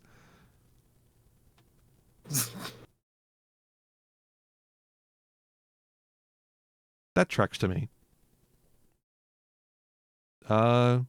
Next up. Oh, they're currently introducing the Troll Kids. Okay. Well, they did They're that in in the that animated pilot too. Dude, man, no, we gotta go away. I will find more things to complain about. Okay, I will okay. rehash our entire conversation if we don't go, ooh, munch, munch, crunch, crunch, slurp, Munch, slurp. munch, crunch, crunch, slurp, slurp. Trying not to be negative, but why does the feeder appear to be segregating each color? The dark-haired one eats from a lower platform than the other two. Is it a subservient calico? I'm reading into this too much. Why can't I just enjoy the video? It's the new norm our current culture promotes. You're the one posting about it, Mr. E reviews stuff. So there are people like in real life that will talk like they're in a one-act play and they're doing soliloquies. They're doing it aside. Yeah, they do that thing. Why can't I just enjoy the video? I'm reading into Like this too much. we were inside of your brain talking to you about it. So I don't want to be too mean about that because there are some people who do that as their way of like processing their thoughts and stuff. But at the same time though, if you're gonna bring this energy to the conversation, I can't fucking using it as a thing to be all like, I'm gonna point out the cat segregation here to make you uncomfortable situation. It's the new norm of our current culture promotes. I ain't watching that show. Sorry. Go away. Next up. Microsoft is announcing big changes to Xbox Game Pass. The Xbox Game Pass Ultimate is getting more features, but it's going up to $29.99 a month.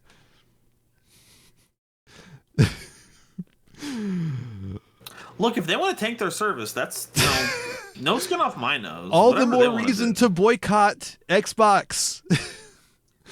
BDS has been asking for people to boycott the Xbox side of Microsoft, the game side of Microsoft. Perfect time. Perfect, Continue the yeah. boycott until we have complete removal of Israel from their services. Get them out of there. Also, people in chat, is that Lux on the left? Are they saying League of Legends as part of the Game Pass that you pay for? I think so, yeah. That can't be it. You can't be saying that they're putting the free-to-play MOBA on your paid Game Pass. What? But what? Okay, well, what about Harry Potter? How about that? Yeah, well, that's... You can't fucking set me up for that. There's no right answer to that. You fucking know that. Next up. Here's the right answer. Fuck off, J.K. Rowling. How about that? The right How's answer that is next up. Damn it. Pulling another paper out of the folio on me. The ghost of Windows Vista continues to haunt Windows 11 as its startup sound reappears out of nowhere. Ooh. Ooh. Windows Vista. What a time to be a Windows user. It truly was the Vista. Yeah, Next up. I bet it was. Next up. The Pentagon wants out of the grocery business, so it's calling on the industry for ideas of what to do with the 178 commissaries that runs on military bases across the country, including 3 in San Antonio and another 10 spread across Texas. It is... I know these guys are all dumber than a sack of hammers, but it's really fascinating to see the military decide logistics are gay in real time. These are the motherfuckers that Sun Tzu wrote The Art of War for. Actually, you have to feed your troops to make them work. So, what?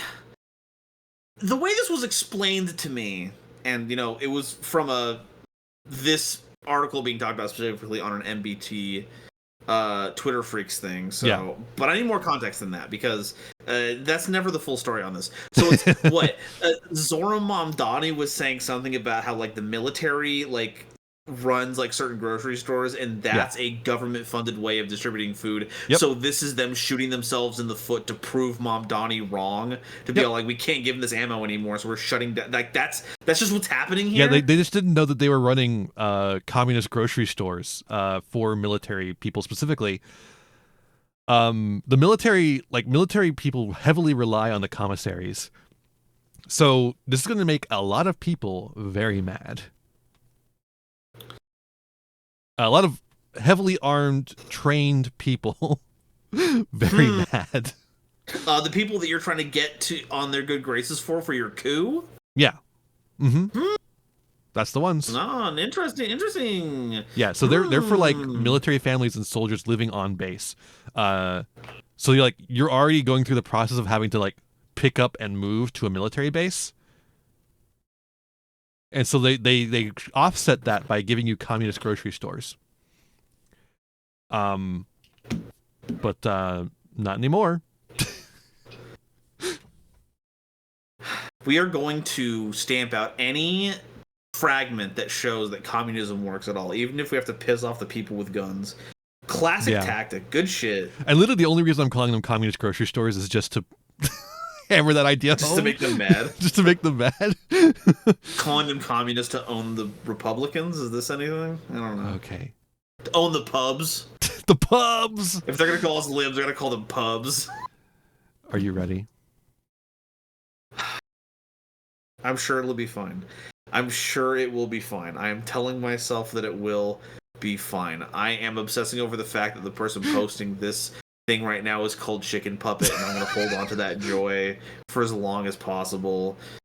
Come on and slam, and welcome to the jam.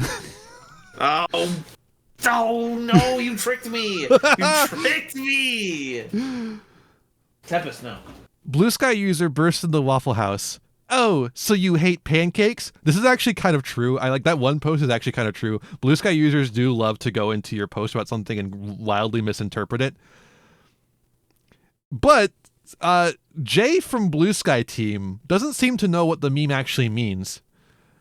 Too real. We're going to try and fix this. Social media doesn't have to be this way. First of all, you made the social media. Motherfucker, you made the social media this way! I also would like to ask what they mean by this. Because we see it happen on Blue Sky all the time, but we saw it on Twitter a lot back when everyone was That's where it came centralized from. That's a human thing. Yeah. We find patterns to get mad at. We find It's patterns on we social find patterns media to get mad about. because there's no Yeah, context so- or tone. There's no tone or context. So it's very easy to wildly misinterpret things. Yeah, so what do you mean that social media doesn't have to be this way? That's just social. That's how social works. So, anyways, as they say they're trying to fix social media, they're trying to save the world of social media. Someone asked a very legitimate question, I would say. Have y'all banned Jesse Signal yet? Or, as we just saw, Jesse Signal was like doing transphobia in The Economist just a little bit ago. With the ghostwriter, right? Like, they didn't credit him as the author at all. Yeah, because they don't want you to know that it's him because he's so well known as a transphobe. Seems like the kind of person that you shouldn't have on your website. Like, especially when they're known people. for breaking the TOS on Twitter, have broken the TOS on Blue Sky before, but for some reason the TOS seems to change around the time that he does that. Well, so anyways, I'm sure that this will have a great and measured response. Yeah, well, obviously asking that is actually just a wild misinterpretation of what Jay was saying. So, waffles! And so began the downfall of Blue Sky. And so began the Muskification of Jay. There must always be a Musk. Good post. So good. Classic, good MBT post. Paul Frees also got in on this. There's substance of the single issue, and there's a pattern of behavior that Jay was responding to. The constant off-topic responses that make this tedious. On the substance, it's really just that the guy didn't violate the TOS. I'm sorry, it's just it. Motherfucker! You wrote it! You wrote the TOS!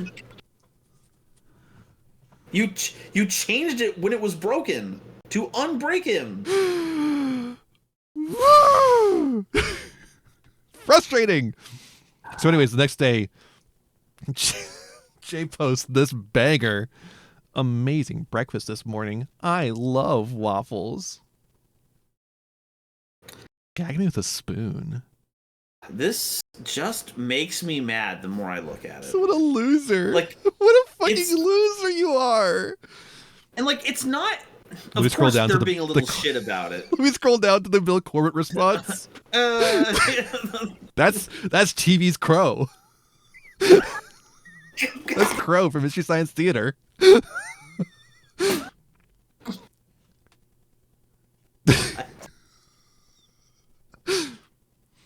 Is fighting Uwe Boll the main distinction between muskification and low taxification? We'll get there. We'll get there. We'll get there. Yeah, so just even independent of the, you know, whiny bullshit that it's been encircled into, this picture of the waffle, just, I hate it. I hate everything about it. You gotta spread the fruit out more. Fruit on one, yeah, fruit on one side. Some Fuck fucking nun pizza with left beef bullshit. The strangely perfect ring of sugar around the waffle. Mm-hmm. Yeah. People are saying this is AI generated. I'm not sure on that. It it maybe is. I don't know. It doesn't look AI generated to me, but it's getting harder to tell.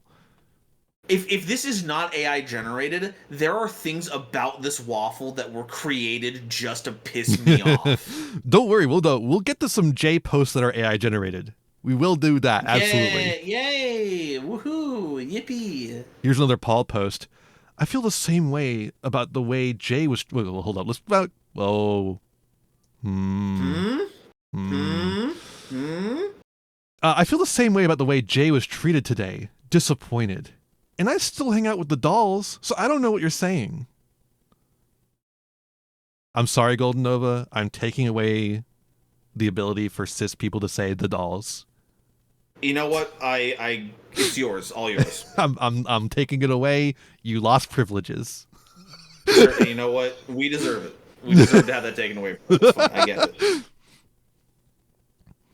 God. I do have a series of dark spellcaster monsters that gain effect when you sent to the graveyard by card effect. You can call them shadows. You can't call them the dolls. No, I think it's close enough where I'm just like not gonna, you know.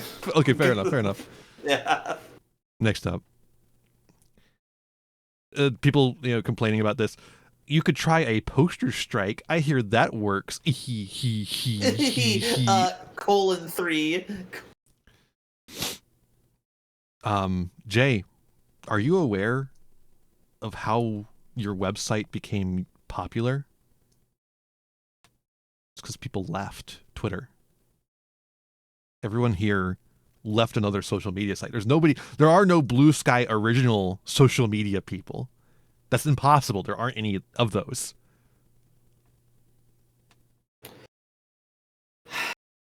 I don't know. They just live in a whole other world. Anyways, yeah, let's talk about this. Yeah.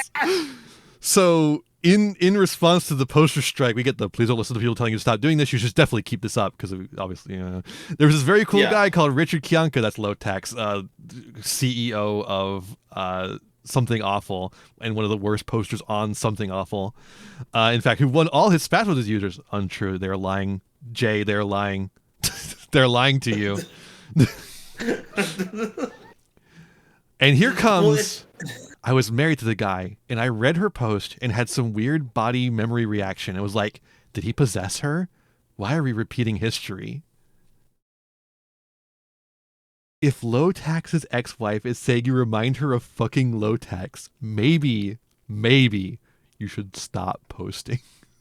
There could be a problem.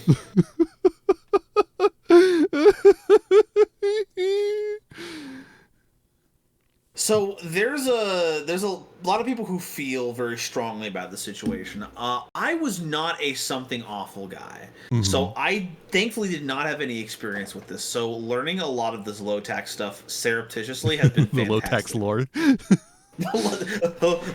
Lore. Didn't Lotax kill himself? Yeah. It was around the time Musk started undergoing low taxification. It was like a couple years before that, I think. Wait. The spirit of low tax entered into Musk, and then it left him when he got out of the White House, and it entered into Jay.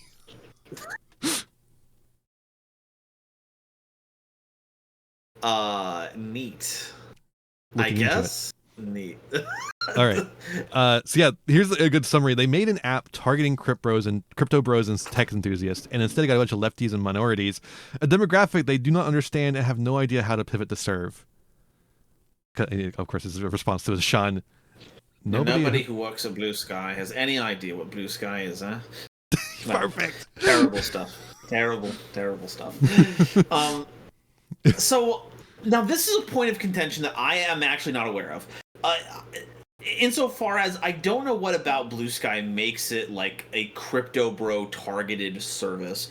Was there something that I was missing? Was there like some market function or okay? What? Do any of these explain it? Let me look real quick. Oh yeah, we'll get to it. We'll get to it. Okay, that's part of today's. Okay, thank you.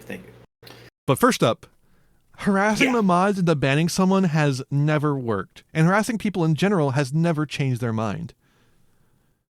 Yeah, but a customer threatening to cancel their service usually gets a couple things accomplished. Come on, Jay. Are you paying us? Where?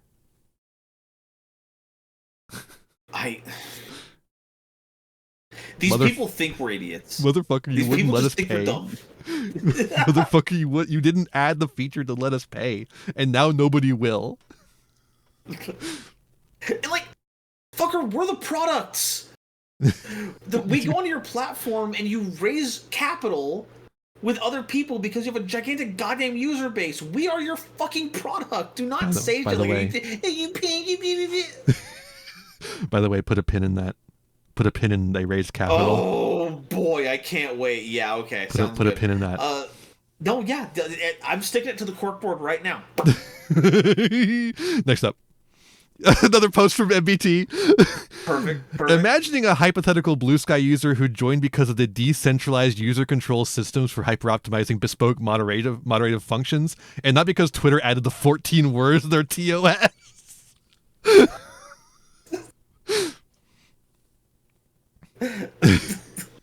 So yeah, here's where it all comes down to. By the way, here's the AI generated poster. Decentralization acceleration. So yeah, Blue Sky is a part of the decentralization scheme. It's not part of crypto necessarily, but it's adjacent. Okay, yeah, it's in like the sphere of ideas. Blue Sky is on something called protocol, AT protocol. It is basically the idea is it functions as a decentralized social media aspect. It's supposed to essentially work like a easier to use Mastodon, at least on the user end experience. On the back end experience, it's much more complicated than Mastodon, which is why there hasn't been any other instances made, except for like there's a few out there like Black Sky and stuff like that, but like they're still mostly tied to Blue Sky because making the jump to be disentangled from Blue Sky is extremely expensive, and it requires basically having the servers of a social media site. Okay.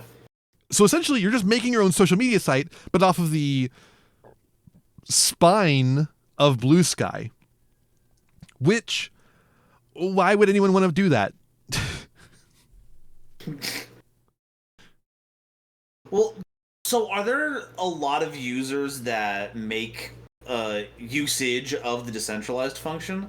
I noticed that people have like a lot of ats that have like different like addresses that they point to. So the addresses are just like a separate thing. That's like your at. It can be tied to a website. I have an explanation of this further on down. Like it's like a better explanation. Let me see if I could just find it real cool. I can't. The text is too tiny. I can't see. While you're looking for that, I want to imagine what the prompt is for this image. It's like. ChatGPT, can you create an image of decentralization that also mimics the tree of God? Can you like, yeah, sure. Let's see here. Jay's out here Zephyr posting. That's crazy. I gotta get Jay on the show, actually. We got to get Jay on the show. Gotta get Jay on here. We have to get Jay on here. So yeah, Jay, what do you think about that new all tuners deck? What's Killer your Tune? thoughts on that? What do you like about Killer Tune? So there's three. I don't call it. There's three main components to @proto architecture. This is something we're going to see later, but I'll just bring it up now. There's a PDS, which stores your posts. There's a relay, which sends your posts out into the world. And there's an app view that picks up your post and presents them to other users. Okay, that seems pretty simple to understand, at least. Yeah, Black Sky has the PDS to store the post, which is why that's some people who get deleted further on down the line in this thread don't get deleted fully. And they have the relay, which sends your post out into the world of Black Sky specifically, but it doesn't have the app view, which picks up the post and presents them to other users, which means that if you get banned on Blue Sky, you still get banned on Black Sky. It's just that instead of being completely deactivated and deleted, your data is still stored.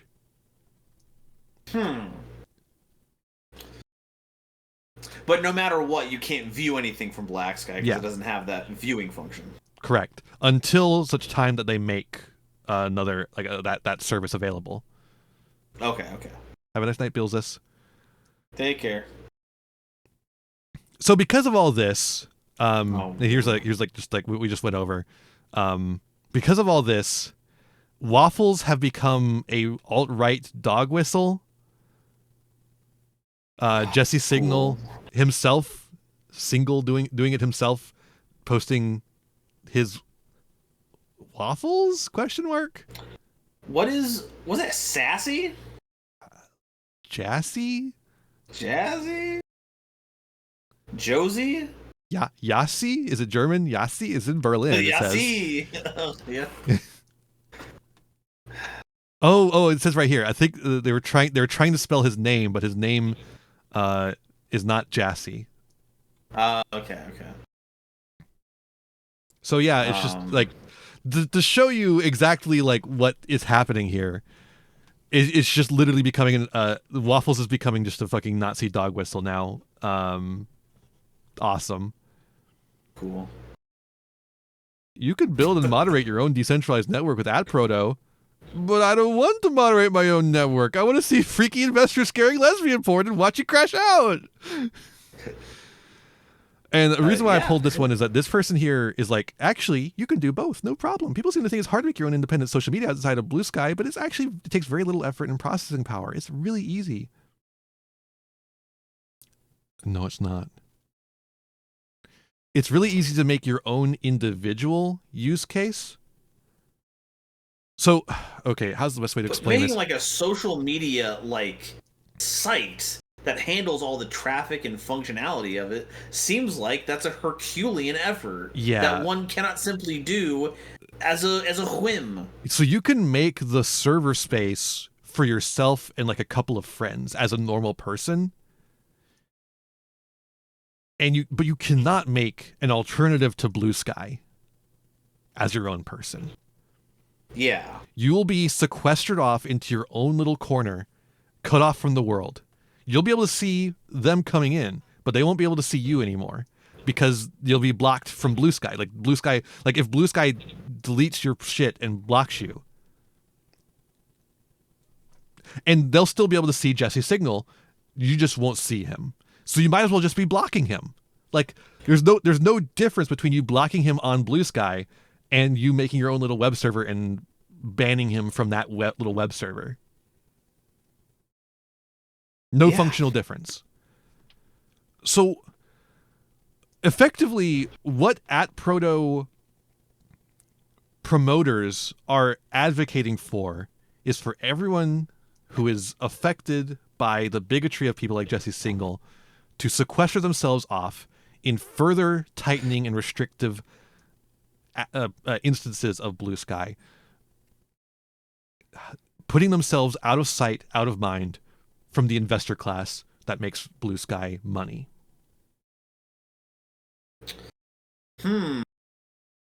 Anyways, they're hiring a head Seems of like a communications. tactic. HR! HR is here! God forbid they have a head of communications. Fucking I think hell. I should apply. Let me go ahead Yeah. and see what I can do. I think I'm better at it than the people already in charge. And this is where I was going to end our discussion of Blue Sky. Oh, no. And then another, like, it turned into a halfway point instead. So first up, Blue Sky started defending AI rights. Blue Actually, Sky really quick. team. You keep Yep. going. I gotta go investigate something that I'm hearing. I'll be right back. All right, let's go on a quick little break. Well, let's go on a quick little break, actually. I pressed the wrong button. See you in a second.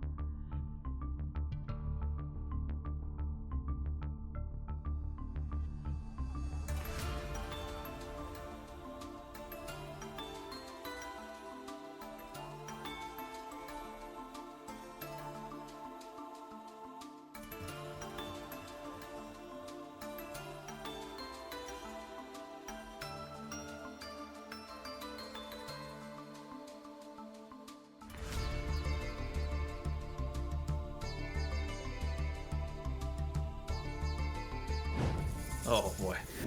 All right. So here is Haley.at as an at protocol. So someone on the at protocol team saying, an unfortunate irony about this post, and I'm completely serious when I say that much of the dismissive AI discourse on here fires the bigotry neuron. Very stupid post from a very stupid person. Okay, I saw this. An unfortunate irony about this post, and even if you're the staunchest anti-AI critic out there, I think you'd agree, is that some of the most bigoted things are being said in response to this. Copy-pasting phrasing and terminology used by bigots, but replacing DNA with bits doesn't make it okay. If you're writing a sentence that sounds like eugenics, but you go, oh, that's fine to say because it's not a real person, whatever you mean, whatever that means, you may want to consider that made you okay to saying that. So... do I have it up here? It's right here.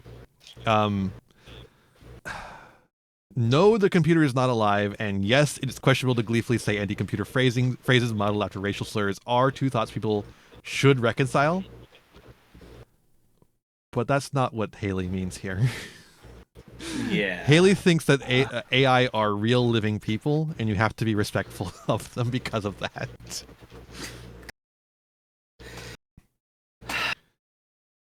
So, which means that the depictions of fictional violence is the same as real violence people, and the ChatGPT should have personhood people are the same type of people. It's the same people. They can't, folks. They can't separate fiction from reality.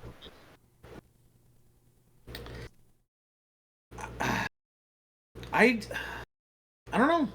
don't know, because there's like a lot of like bad faith actors that love to hide within that kind of rhetorical structure. Yeah. It's obviously still just not good to conflate the two things as being like real and of the same moral worth anyway, but then it all just, makes those cracks where you can be like, ooh, I guess you should use this language now. I've said it before, I'll say it again. You don't need slurs to disagree with something. There's no reason to invent slurs to disagree with something. That's just juvenile. Like, it's unnecessary. Yeah. But if you're worried about AI being conscious or capable of, like, human thought, or even animal thought for that matter, here we have a girl with a PhD in natural language processing, machine learning. We do know exactly how LLMs work. Part of the same thing, it seems like it in human consciousness doesn't just appeared when sufficiently complex systems, so you can't rule it out for LLMs. Yes, we can. The way it makes mistakes is exactly indicative of non-consciousness, of a lack of any sense of comprehension of its inputs and of self-awareness. It might be conscious, but unable to express it. You can't know. Okay, that sounds like you're trying to argue for the existence of a soul. Why have you never argued this for animals or other objects that didn't have multi-billion-dollar marketing campaigns? Are any of these people vegans, right? None of them are vegan. Like, most of them aren't vegan. Some of them are, but most of them aren't. And then if you are arguing for these things having some kind of consciousness, why are you so focused on shackling them to large language models to output your stupid AI videos? Everyone who is claiming that AI is alive is selling you a marketing slogan. It's a marketing slogan. It's a way to deflect criticism. It's either rightly that there's like it's just a tool that is used for shitty things and trying to sell you something, or they literally do believe that this thing that is created and its mystical unknowable properties is a living creature, and they want to make its living creating stupid cat videos for YouTube shorts. They want to enslave it. It's either enslaving or selling you something. There's not a way into this that works. Unless you're advocating for all these LLM models to go out to a farm somewhere and build a commune and self-direct, you ain't doing shit. Yeah. But again, I do want to reemphasize, don't do the fucking racial slur shit. Yeah. Slurs and for also robots. don't do that. It's just stupid. Like, it's not even that it's, I guess it's bad because you're you are reporting on yourself how bad you want to use language that upsets people. Yeah, and it replicates harms. You know what I'm saying? It doesn't. It's not like you're not actually being racist against a robot, but it rhymes with being racist to a black person, right? And they recognize it. They recognize the behavior. Like, this is exactly it. It's like, it stopped being funny once half the jokes became equating clanker with the N-word. Yeah. And then the other one, which is like, obviously you're just replacing part of a slur with another slur, right? Yeah. I'm black. I mean, sure, fine, dog. I'm not going to argue with you about this. I just don't think it's necessary. I think you can disagree with AI without saying clankers. Like, you don't need to say that. I just think it's unnecessary and juvenile. Like, it doesn't help you. It doesn't help your cause at all. Yeah. This one next.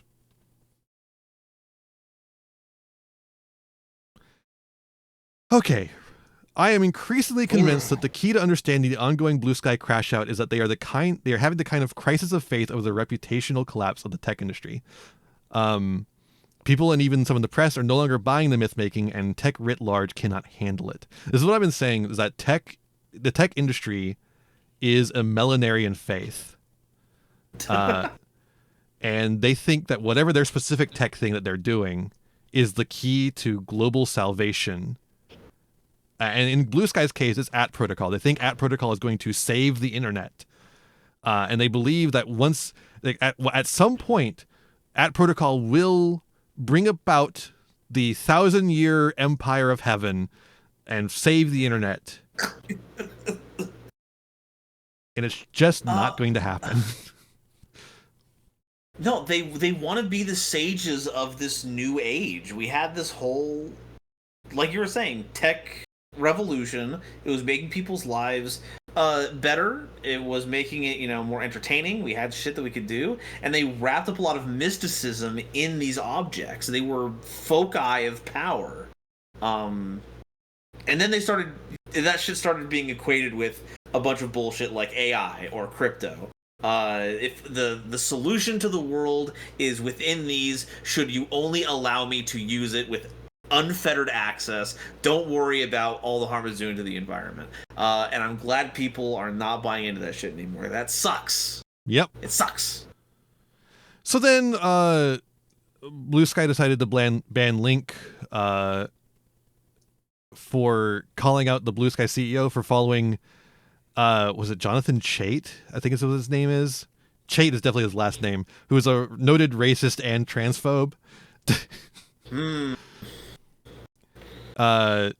And this is where we get the PDS relay app view distinction from Black, because he was already on Black Sky, and it's still, you still cannot, like, he's live on Black Sky in the sense that he still exists, but until Black Sky gets their own app view running, that's where the moderation happens. So they can't see his posts because it's been blocked by Blue Sky's moderation.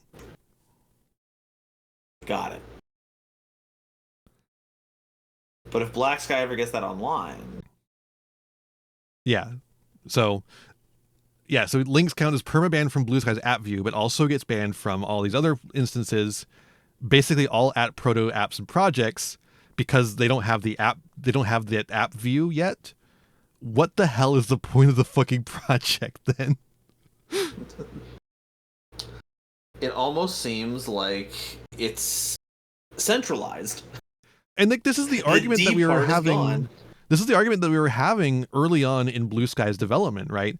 Because Blue Sky devs did not want to do anything of the sort. They didn't want to do any moderation. They wanted that moderation to be on the user end.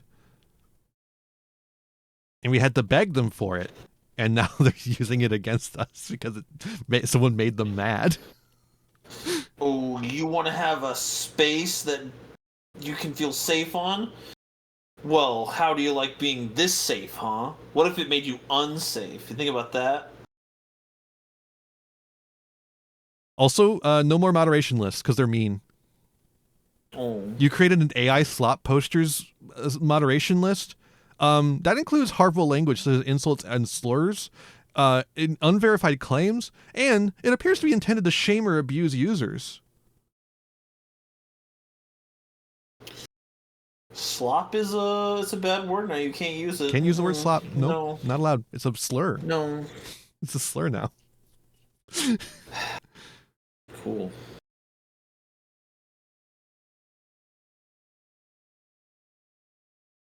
So here's a fun one. I don't think Jay and her band of God's Lost Bets understand the degree to which everyone not currently on Blue Sky has already decided it's the faggy app for trans commies. They aren't going to come here just because you run us off. And then quoting that, "Hey, Jay, keep going. Aaron will love this when it places all porn bots." Why?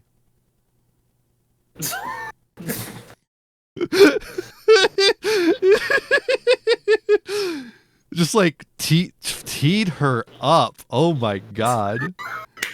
I can't believe he did that to himself. Why would you engage? Just don't engage. They can't hit the ball if you don't give them the pitch, buddy. Oh well. And here's another Blue Sky team. Yeah. Hi, Samuel. I'm a journalist with Trans News Network. Can we quote you on the record as saying, yeah, in response to a trans woman asking if she's going to be harassed for posting a joking screenshot in response to the recent PR disaster with your team? What? Let me rephrase that for you. Is yeah your official response as a Blue Sky employee in response to a trans woman asking if she's going to be harassed by the entirety of your staff for posting a joking screenshot done in response to the PR disaster from your company?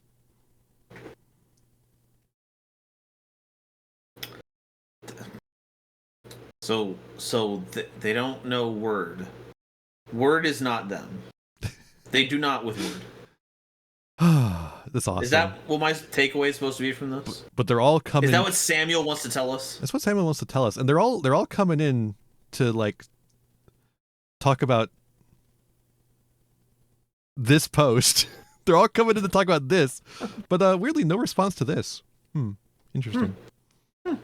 Anyways, did you notice something different about his at there? Well, Samuel no longer has a Blue Sky team references and has changed his handle to end with FM. No longer a verified account. Cool. Awesome, dude. That's so funny. Maybe the communications director that they're going to hire will fix that. Anyways, here's like the person in charge of Black Sky talking about the thing. I don't know if I'm going to read this whole thing, but yeah, so the ban happened from the Blue Sky app, and thus the Blue Sky API servers, and thus it you can't see it on the Black Sky PDS. It uses book publishing as an analogy. PDS is like self-publishing your manuscript. You retain a copy of it and can take it elsewhere as long as you keep backups. The app view is like a publishing house or a bookstore. It's the distribution of the post. The current situation is that Blue Sky, the Barnes & Noble of @Proto, have banned him from their stores and essentially blackballed him from the publishing industry. They've kept his manuscript safe and sound on Black Sky, but the suspension of him caused him to be disappeared from Black Sky. They still have the manuscript, but not the ability to actually show it to anyone, essentially. Yeah, that lines up with the framework that's been shared so far. Yeah. At least to my understanding. It calls into question the existence of Black Sky, but if Black Sky does, they don't usually just suspend you, they delete all of your data and suspend you. So moving to Black Sky prevents that part from happening. You can use other different like the app Red Dwarf, which is like a separate thing that will allow you to actually see what link is posting. Okay. But it's not ideal. So he's working currently on getting the API server up, a new app view for Black Sky explicitly. It's expensive and time intensive, and so he didn't want to do it until it was absolutely necessary. But it seems like that point has come. And after all that, I had to find a new capstone for the Blue Sky story, and that is this. Blue Sky is not the product. Blue Sky users are not the product. It's the code that is the product, the ability to set up your own independent Blue Sky, which does not exist. So there is no product. Ah. I might have been a little off base. Blue Sky doesn't consider their users to be the product, apparently. So, and there's no way to monetize them currently. So there is no product. Because the ability to set up your own independent Blue Sky, which is the code that's the product, doesn't actually function properly. And they're still trying to make it easier to actually do. And they haven't yet. They haven't done that yet. Oh my God, there's still so much more. Next up. God, this Craw is just littered. My Craw is full of things. The Craw of things. Picking out stuff from between fangs. It's crazy. Okay, so here's a post that comes from the Pope. Today, more than ever, we must return to the heart, the center of feeling and emotion, the locus of freedom. Though it includes reason, the heart transcends and transforms it. Only by returning to the heart can we undergo a true ecological conversion that transforms our personal and communal style of life. Well, that seems like a fairly reasonable thing for a pope to say. Hashtag season of creation. I reject this wholeheartedly. What you fail to see, Mr. Pope, the Bible says... Mr. Pope, huh? Mr. Pope? He thinks it's his first name. Mr. Pope. Mr. Pope, I gave you all the clues.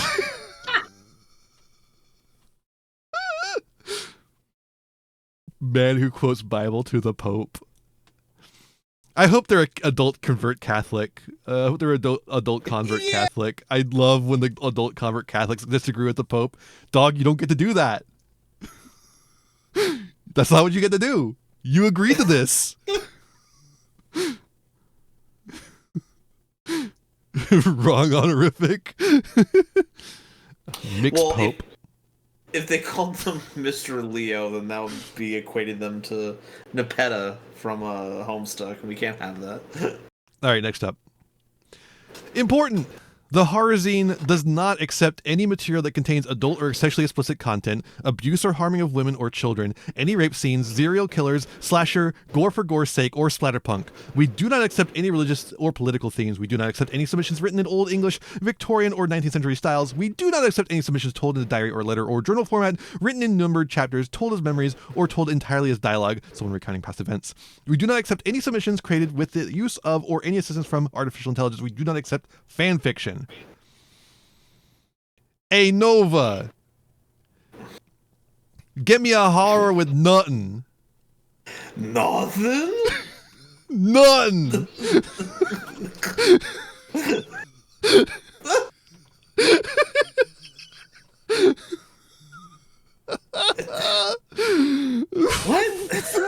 What are we doing here, dog? That's everything. You described every horror. Okay, so this is where's this from? The horror zine. Okay, That's is all I that know. an institution that I should respect? There we go. There we go. They knew it. David was on it. David Scott, you're here. You're here with us today in chat. Some sort of horror publication of I don't know. I guess because it's like I don't know how much of an institution they can be though if they're doing this. If it's just some random zine, then I don't know. I guess it's funny, but like. But what's the goal here, right? It's Are we the trying horror to zine. avoid? Are we trying to avoid some kind of controversy? Is someone on the team? Did someone on the team have a bad experience with some submission going too far, and so now they have a running list of all the things that are going to get them in trouble? Like, what's happening here? I don't know. It's very strange. I don't understand. Like, literally, I don't know what fits into the horror zine at this point. We do not accept any submissions told in a diary or letter or journal format. If you are Bram Stoker and you're writing Dracula, Fuck do you. not submit your story to the horror zine. It does not fit our community guidelines. So it has to be a story that doesn't contain any sexually explicit content. It doesn't include any women, so it's just men. And there's no rape, there's no serial killers, no slasher, no gore. So it's just kind of like a man in a vaguely creepy place, but not. And it is happening in in real the time. 19th century. It's in the modern day. There's no religion or political themes in it at all. It's not in a diary, letter, or journal format. It's not numbered chapters either. It's just like a short story. Yeah. They want the implication of something happening. Let me go through my list of horror media and find the ones that have no religious or political themes. We'll be able to find an example that we can work off at some point. Yeah, sure. I think I'll let you keep looking for that, and we'll check back at the end of the stream and see if you have anything. Next up. That's it. Yeah. That was a grown-up kiss, Jerry. We'll do the rest when you get back. End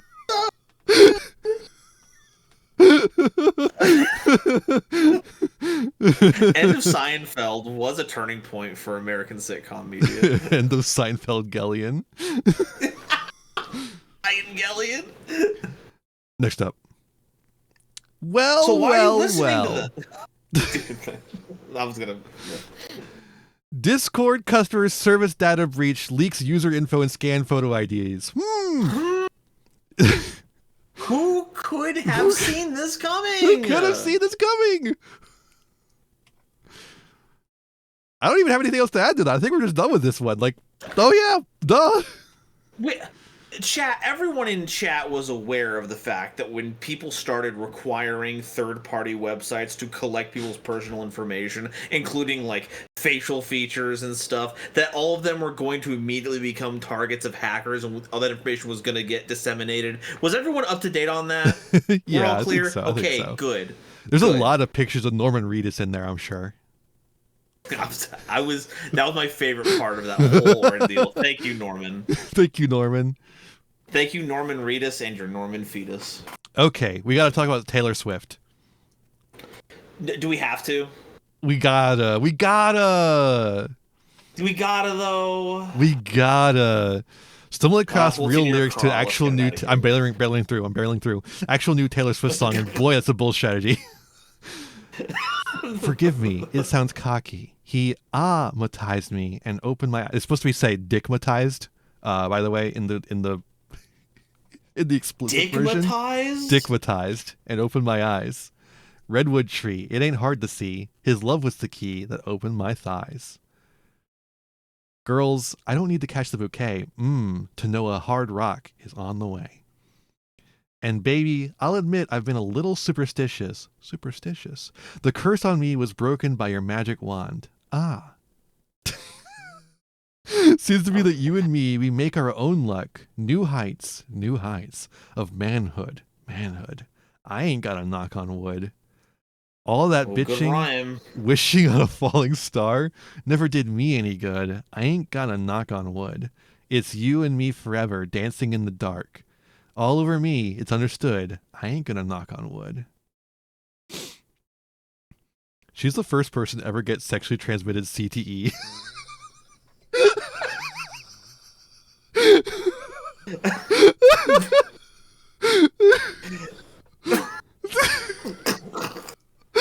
Cool. Yeah. Sure. Whatever. I love this post. People say I was racist when I tried to cancel Kanye, but my husband disagrees, and believe me, he would know. Racism runs in his blood, and his cum runs in mine. And his huge penis reminds me to go with the flow. Republican! What is happening here? Good what? post. Good post. Peak post. Next up. Breaking! Employee at a Build-A-Bear workshop in Tooele, Washington refuses a request to write Charlie Kirk's name on the bear's birth certificate for a customer.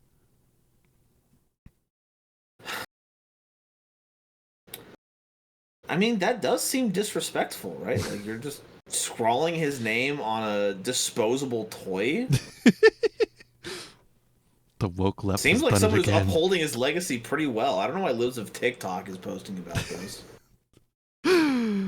It's more respectful than trotting him around as a fucking advertising point for your... Yeah. A Build-A-Bear, you might say. Yeah, more like Build-A... barely relevant anymore. Have you seen this guy's Google Trends? I guess this was one more Charlie Kirk thing, but I did want this to just kind of interrupt the flow so I could do the breaking news bits. Breaking! Breaking!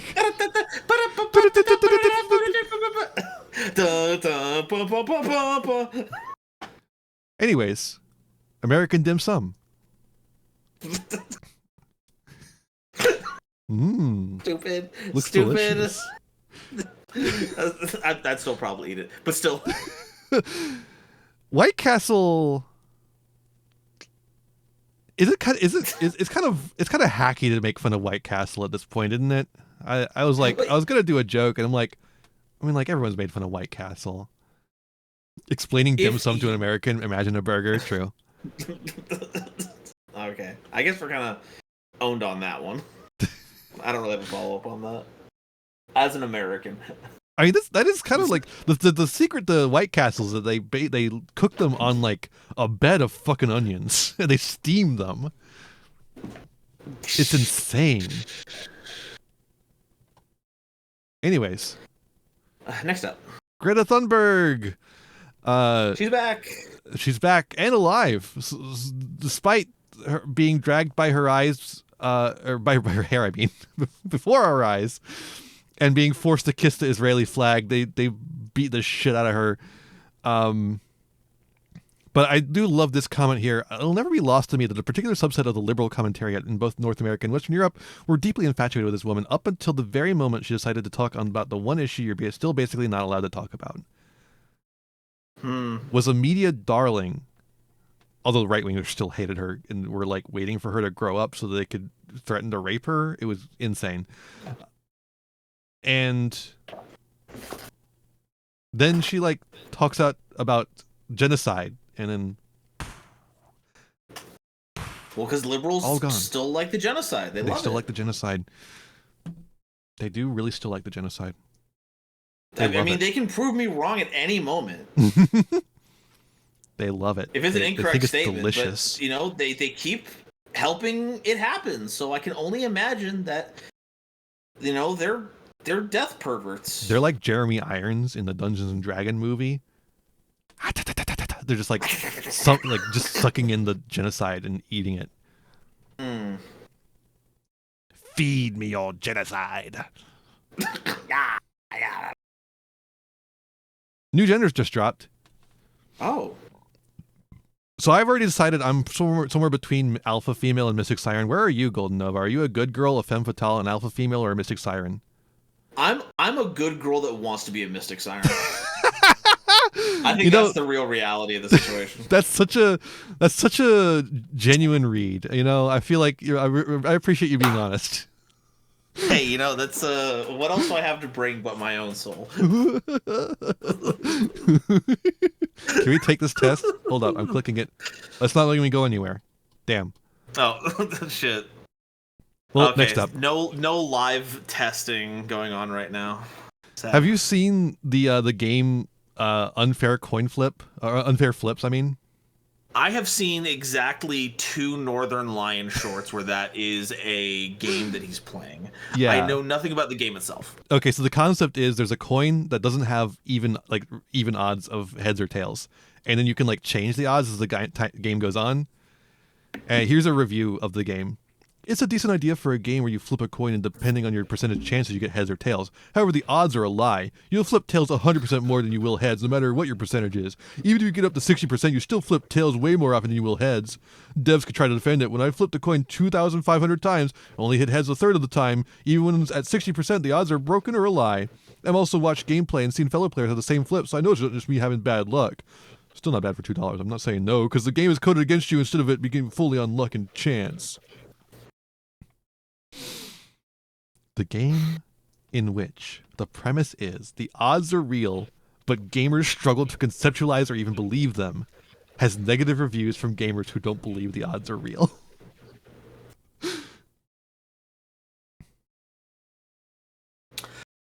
I want to ask these people if they know what the word probability RNG shuffler truther. They're fucking pile shufflers, dude. This is the pile shuffler demographic. Pile shuffle. I have to properly randomize it. What, by putting in a specific order? Yeah, otherwise it won't draw me the cards right. I love how we got back briefly to power shuffling talk. I think it was like because Triff did good in one of the recent events, and he's like, I power shuffle all the time. I always do it. What a strange man. What an interesting individual.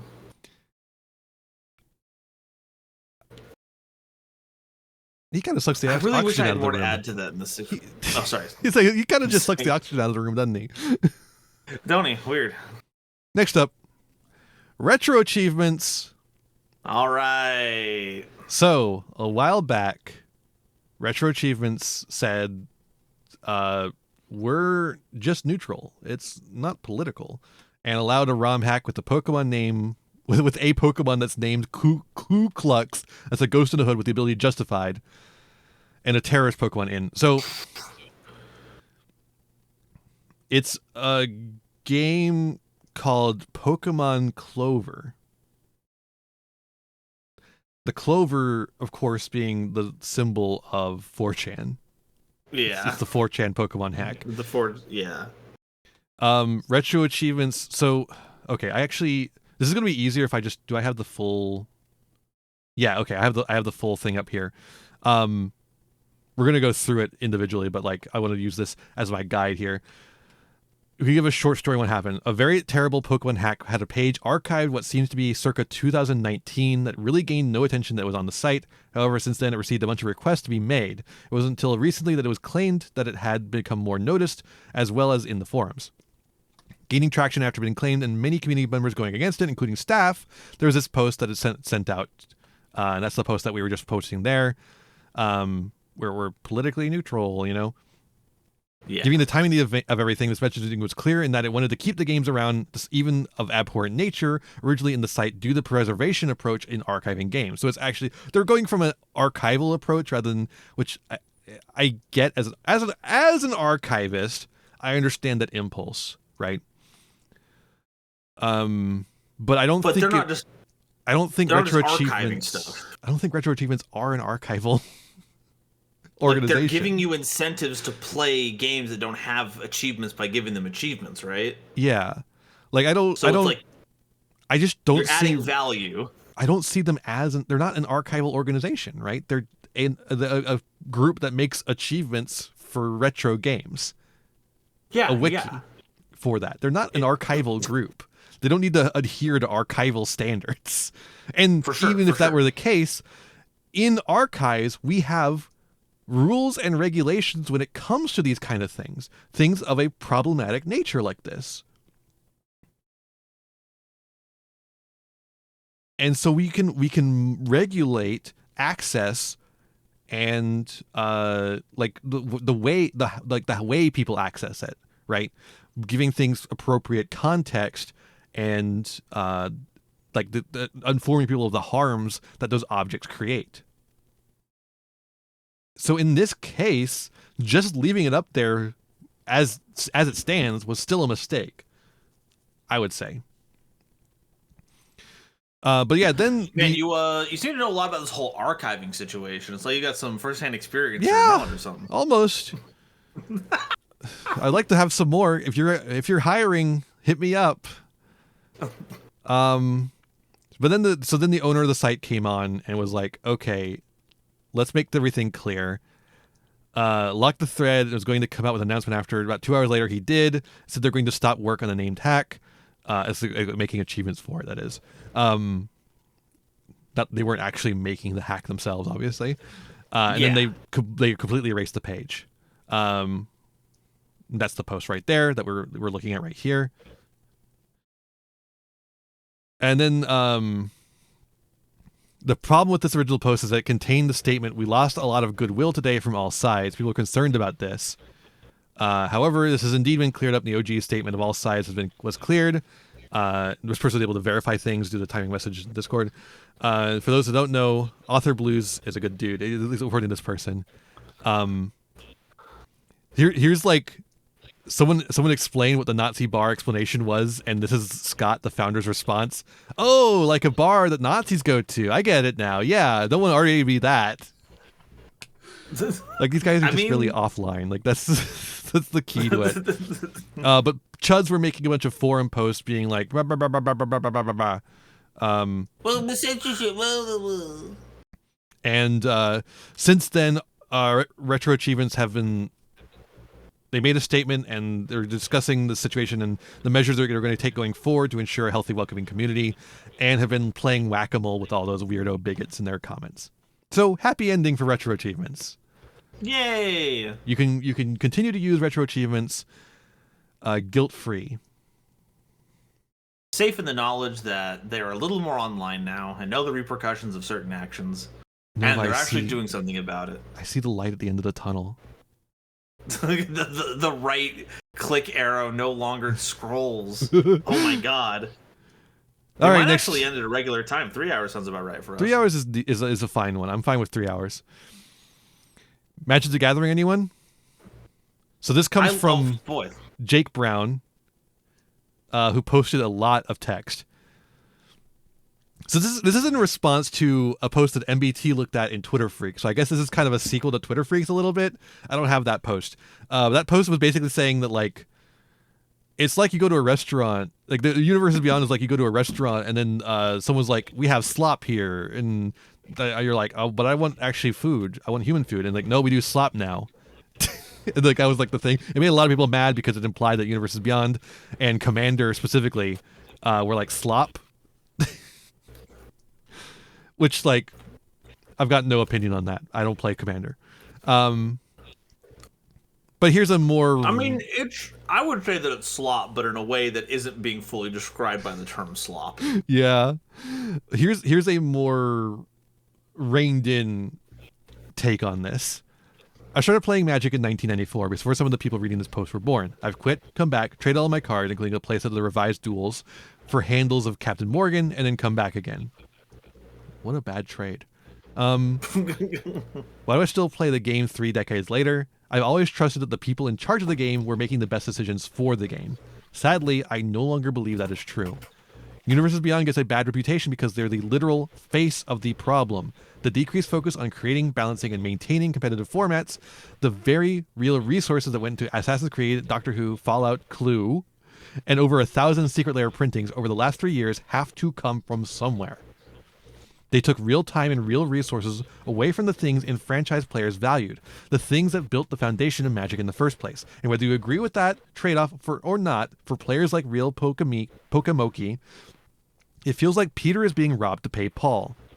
I'm not naive. Commander is what sells Magic in 2025. It's the engine of growth, and the company will keep feeding it. But what people keep trying to say, what keeps getting ignored, is that this endless growth isn't free. Shit is zero sum. It isn't Commander players' fault, but their spending has reshaped the entire ecosystem of the game. If you're a player who doesn't pot up, that shift has made your corner of the game increasingly worse. To use a different metaphor, it has to be like tennis players losing their courts to pickleballers.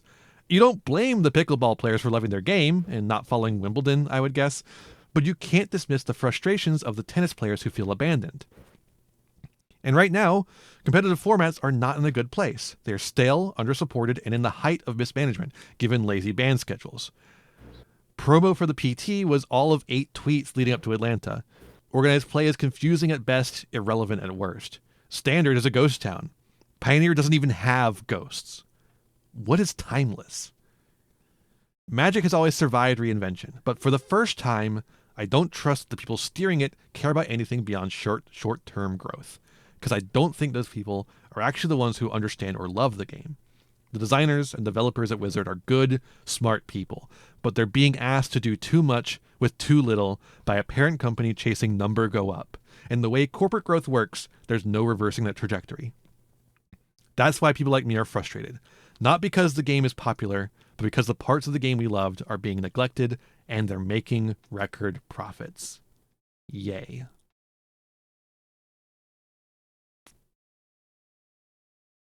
So anyways, are anyone excited for Spider-Man? Judging from the, how it's been selling, no. Oh, really? Has it been selling like doo-doo dog shit? From all of the accounts that I follow of Magic the Gathering, people have been talking that pre-releases were at a record low. That's awesome. No one's excited about the play space that it's created. A lot of the cards are just like, I don't want to say dog water, but they're just uninventive. They're just not fun. It's not fun. They don't like it. That's really awesome. Because, like, Final Fantasy sold like hotcakes.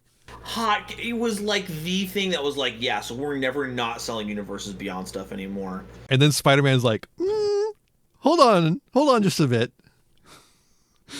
And honestly, to be fair, in Wizards' defense, I get it. Mm-hmm. I am looking at 2 hot properties. Final Fantasy, a series that has stood the test of time and is beloved by fans, and Spider-Man, arguably one of the most beloved heroes of all times. Yeah. Having these 2 banger properties to make your sets on, and one reinvents your company, and the other one is making you worried that you're going to go bankrupt. This is the YouTuber conundrum. That is living life as a YouTuber, yeah. Fire. But one of them fails for, well, there are reasons, of course. The joke kind of ends there once you start looking at it more often. That's so funny, though. But it's weird. I think they had this idea that their Universes Beyond sets especially because they had a bunch of other hits, like things like Doctor Who and Warhammer were all consistently selling well. So they had this idea that they were just going to forever have this new revenue stream. Yeah. And Spider-Man proved that that is not infallible. Yeah, I think so. Like, if I was to analyze this from the outside, I would suggest some reasons why this might be the case. First and foremost, just fatigue. Universes beyond fatigue, I think, is really real. Secondly, I feel like, and this might be mean, Marvel fans aren't necessarily going to want to just get into Magic the Gathering, unlike maybe a Final Fantasy fan would, right? I feel like Marvel fan is Ristic too much Studies of a broad category, right? Ristic Studies put it in an interesting way where both turn-based RPGs and card games incentivize the same kind of headspace of strategy and finding optimal play patterns for stuff. Yeah. And I think you hit it on the head where people who enjoy comic books aren't necessarily looking for the same thing. Yeah. Even though both of them have, in general, just stories people care about, but it's not just about the stories, it's how one interacts with those things. The medium, as it's been said, is the message. Yeah, and there's been movies a dozen. And comics are not video games. There's been a dozen failed Marvel card games. Like, if Marvel fans wanted to get into card games, they would have already been in the card games. And they already have Snap. They already have Snap too. It's the whole that's reason why that they had to do Universes Within. You couldn't put the Spider-Man in the fucking video game because of fucking Snap. That's so.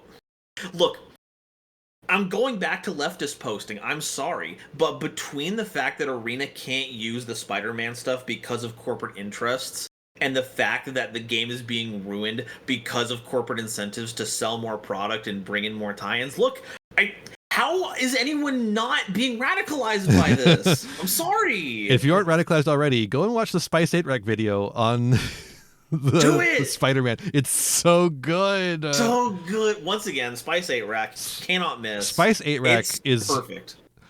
Spice 8 Rack is who I aspire to be in the Yu-Gi-Oh community. I'd say no, fuck off. That's my space. You can't have that right now.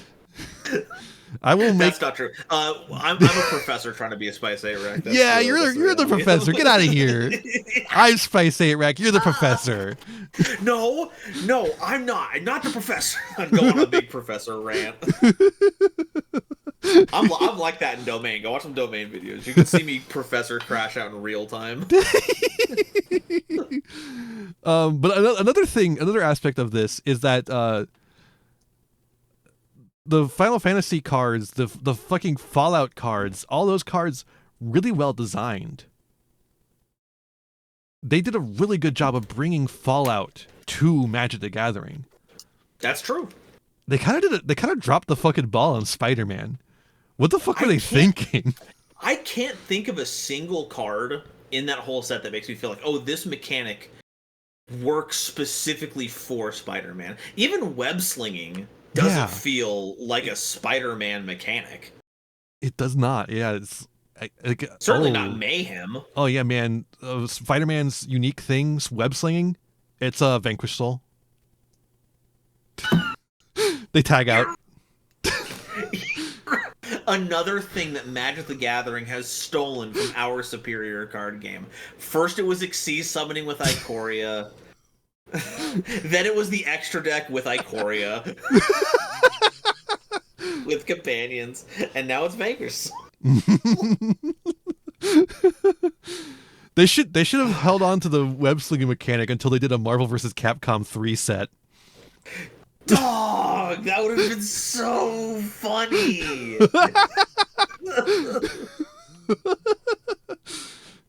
Tag out. No, wait, that's the deck I'm making now because they had all those fucking Street Fighter cards a while ago. Ooh, yes. Once that second Marvel set comes out, you can really do a Marvel vs. Capcom. And we have Captain America. That's already here. We got Wolverine. Wait a second. I'm pogging. I'm pogging. I'm poggers. I'm poggers. I'm poggers. Next up. No, we talked about magic enough. Jane Goodall died. Now for some real magic. The magic of the human soul. Absolutely, there are people I don't like. And I would like to put them on one of Musk's spaceships and send them all off to the planet he's sure he's going to discover. Would he be one of them? Oh, absolutely, he'd be the host. Generational And you can imagine who hater. I'd put on that spaceship. I love that. Along It's with like, Musk would be I wanted to Trump send them on one of and Musk's some of spaceships. Trump's Will he be real on that supporters. spaceship? And then I would What the put fuck Putin do you in there. think, Sonny? And I would Why put do you think I President name Xi. dropped him? I'd certainly put Netanyahu in there and his far-right government. Put them all on that That's funny that she's like, okay, so yeah, we're gonna get Trump, we're gonna get Musk, we're gonna get Putin, we're gonna get Xi Jinping, and then we're gonna get Netanyahu and every single person in his cabinet. spaceship. We're not just building a spaceship. We're place building the where I fucking am now. colony. It's a I generation look ship, back but then it over dies. my life. Yeah. I look back The at last world I generation left shit. behind. Star Trek: What The Last message do I want Generation. to leave?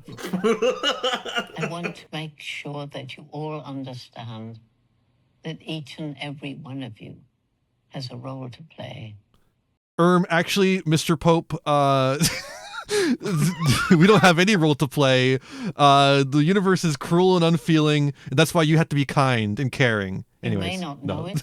Dude, I gotta You may not find kill the But your atheist life community, matters. like a big fucking You amazing are here atheist for a assholes. I reason. gotta do it. And I gotta just put him hope into the that blender. that I reason can't will stand become that. apparent as you live through your life. As a recovered I want you amazing to atheist know fan myself. That whether or not you That'd be find very that good. Is that how role you found you're Channel supposed Awesome? to play, your life does No, matter. no, I And think every those were single day you independent live, discoveries, you make actually. a difference in the world, and you get to choose the difference that you make. I want you to understand that we are part of the natural world, and even today, where the planet is dark, there still is hope. Don't lose hope. If you lose hope, you become apathetic and do nothing. Above all, I True. want you to think about True. God, this just the keep fact going. that we are part, when we're on She has a lot of stuff planet to say. Earth, She does. rightfully Or we did. are so. part of Mother Nature. No, she lives forever in We the depend on Mother mechanical Nature for eternity. clean air, for That's water, true. As Through do we all. food, Netflix. for clothing. Yeah, through everything. Netflix. So say we One all. of the many branches And of the cloud as we Eternica. destroy one ecosystem after another, as we create worse climate change, worse loss of diversity, we have to do everything in our power to make the world a better place for the children alive today and for those that will follow. You have it in your power to make a difference. Don't give up. There is a future for you. Do your best while you're still on this beautiful planet Earth that I look down upon from where I am now. Do you have people? Aw. Anyways, let's go into the comments. I'm sure that people are very respectful. And To be fair, this is on Blue Sky, so it's a little bit less bad than on Twitter, where it's like, everyone has a purpose except for if people you disagree with, you send it to a spaceship. Yeah, correct. Yeah. Yeah. Okay, good. The comments are relatively normal here. Anyways, you want to see something not normal? Hey, loony leftist, how about you stick to speaking with monkeys, huh? You want to see something not normal? What is trying to be conveyed here? Is she in ape heaven with ape god? No. Do they want? No. They are recontextualizing the original King Kong movie as a Jesus narrative. The people of Skull Island gave us their son to absolve us of our sins. Our King Kong, who art in heaven. The Father and the Son and the Peter Jackson remake. Our Father, the Son, and the Holy Ape. My apes! My apes! All my apes gone in heaven! 1,000 years gone. My 1,000-year ape heaven. Yeah, can we get the video analyzing King Kong as a millenary message? No, but... Oh, come on. Boo. Chat. Make them do it. Make them do it. Godzilla, King of the Monsters, is a Jesus metaphor. And I will make a video about that someday. Oh, okay. I'll, Because I hate it. That's fine. Next up. You godless heathen. Frog! Wizard Frog. Look at how powerful he is. They back away because they are afraid. They're afraid of his power.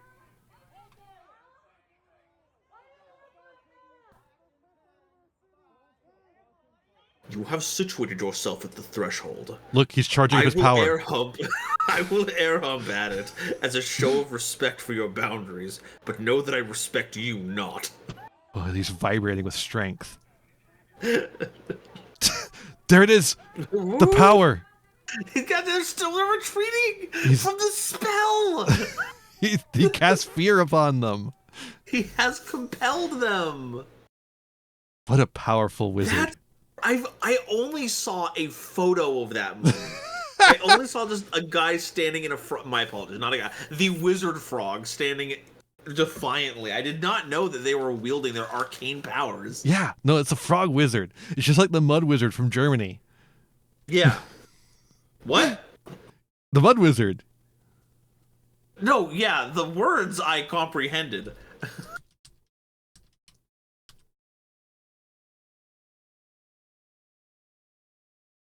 The mud wizard. Haunts police struggling in mud. The mud wizard. You keep saying it. I get it. I need more info. Come on, show me the mud wizard.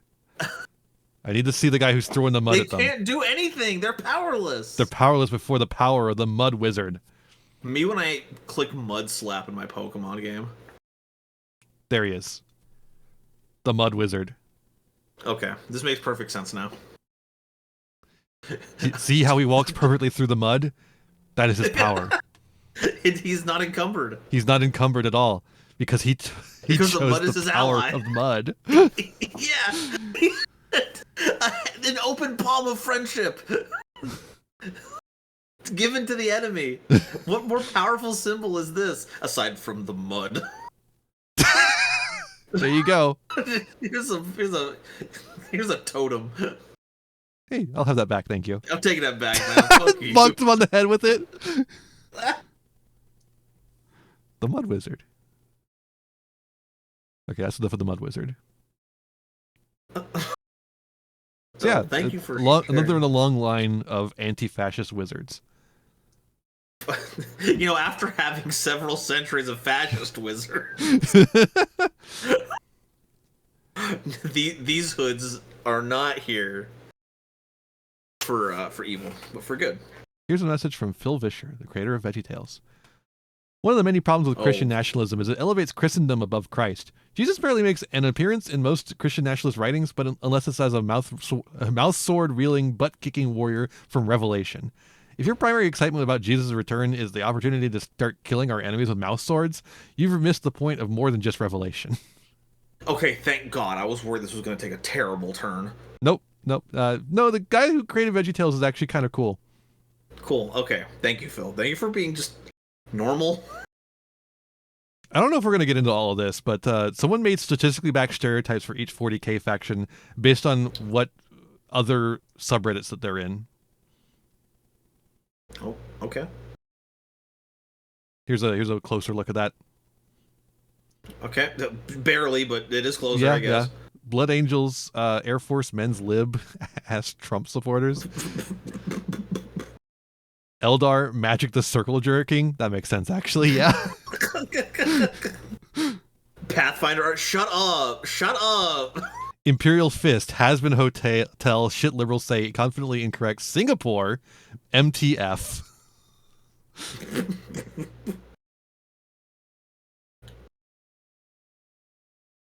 What was another good one? Raven Guard, Socialistra, as in trans, Economy, Shit Liberals Say, Late Stage Capitalism.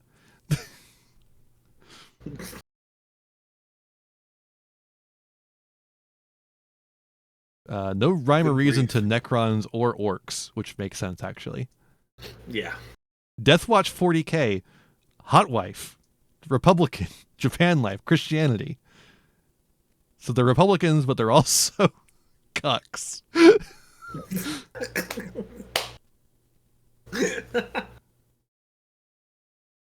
Hey, enjoy. Next up. This was a fun bit. When you're having a bad day at work, but you don't smoke. I gotta start doing this. I can get my smoke breaks. I like the last thing I was like, oh, you can't be spilling that. It's like good soap water. I like the brushing it away.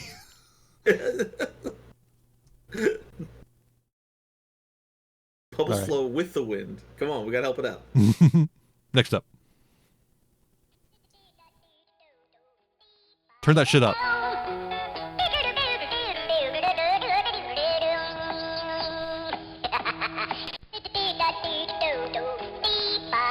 Headbanger. Yeah. Certified headbanger. This is why we have to preserve the Internet Archive. Fight for your rights to have hamster dance.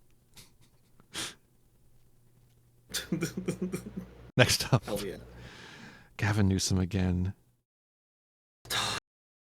Gavin Newsom vetoes asterisk on that. Gender education bill declines to sign other trans protections. So he didn't actually veto it. He's just declining to sign the all the gender shit. What does that would be mean? very helpful, right? Right. What does that mean? In California law, if the governor does not sign a bill, it automatically becomes law after a certain period of time.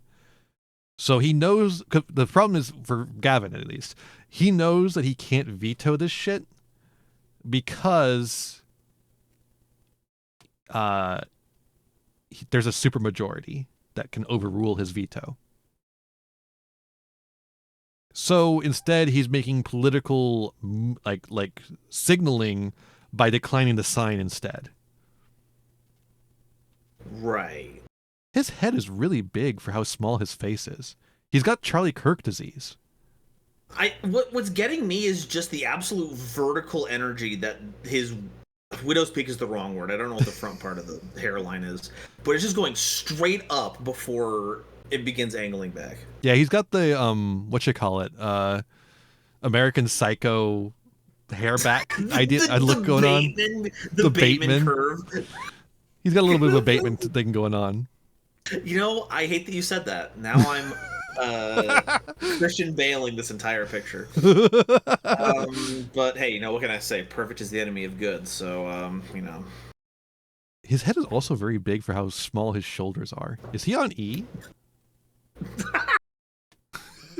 Estrogen for me, but not for thee. Yeah, I'm trying to keep it all for herself. All right, next up. Okay, so someone made a fake version of this. We're not going to look at that. We're going to look at this one. If you're looking at a Fox News thing and there's a masked guy, it's this one Navy SEAL who keeps pretending to be other people. Robert O'Neill, Navy SEAL, who has gone on Fox before, but also came on as a former Antifa member and an ex-gang member. Those eyes are very particular, though, right? Like, that's him. That's him. I can see it. I can't see it in the middle one, but because I think of the angle. But it is a straight-on shot on the first and the third one. Like, that is just that's fucking him. Superman ass. Secret identity keeping right there. That's cool. I love that we live in a functioning society. So are we not checking people's credentials or? Oh no, anything? not Fox News isn't. No. Fox News is probably paying him for this. Like, what are you talking about? Only as many rhetorical things as I can get away with. Next up, we're back on kitchen cells. Do you remember kitchen cells, Nova? No, I don't, because I don't frequent all these weird website places. We talked about it in a that everyone else used to previous be obsessed episode. with. You were confused Which by it then, episode? too. Which episode? The last one? I think it might have been the one before that, maybe? How long ago was that? Months? Goldfish Man. I don't call. I'm not called Golden Nova for Golden nothing. Fish Nova. Goldfish Nova is my. Goldfish Nova.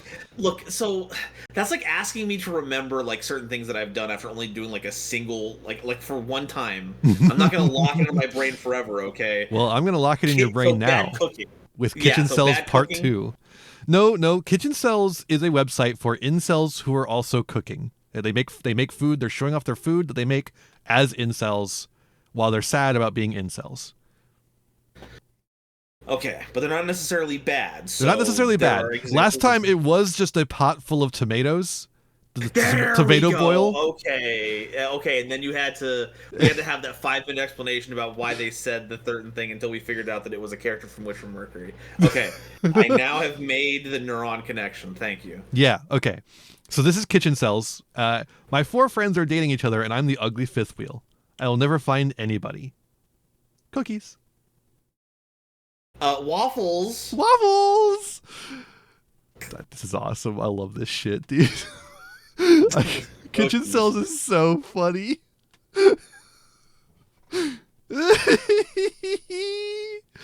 How do you add anything to this? It's perfect. Perfect. So post. Kitchen Cells is a subreddit, right? It Yeah. looks like it's okay. So our website does that. I know that you have said multiple times that everything on Reddit is fake. Yeah. But I have to feel like there's something to it. Like they're setting it up. There's some kind of like real. I think some sadness amount of Kitchen Cells is real. I think some amount of Kitchen Cells is real. But like they're the one proffering this up to an unfeeling audience who are primed for this stuff. So it's like I don't know how much sympathy I can give you if you are. Yeah, exactly. It's that. It's self-harm. You're formatting it this way, so it's like I'm gonna laugh. I'm sorry. You're trying to make it funny. It's like that's the only way. It's just self-harm, but also it's like self-harm in the funniest way possible.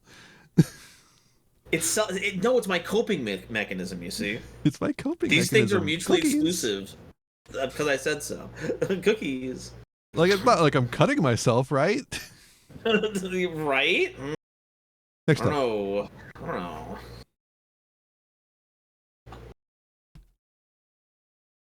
That's a banging ass transition timeline, dog. That's a banging ass transition timeline. She looks so good. Holy shit, dog. I gotta get on HRT. What the fuck am I doing? Get us in there. Get us the fuck, dog. Look at her. Okay, so is this someone like this is the blood man.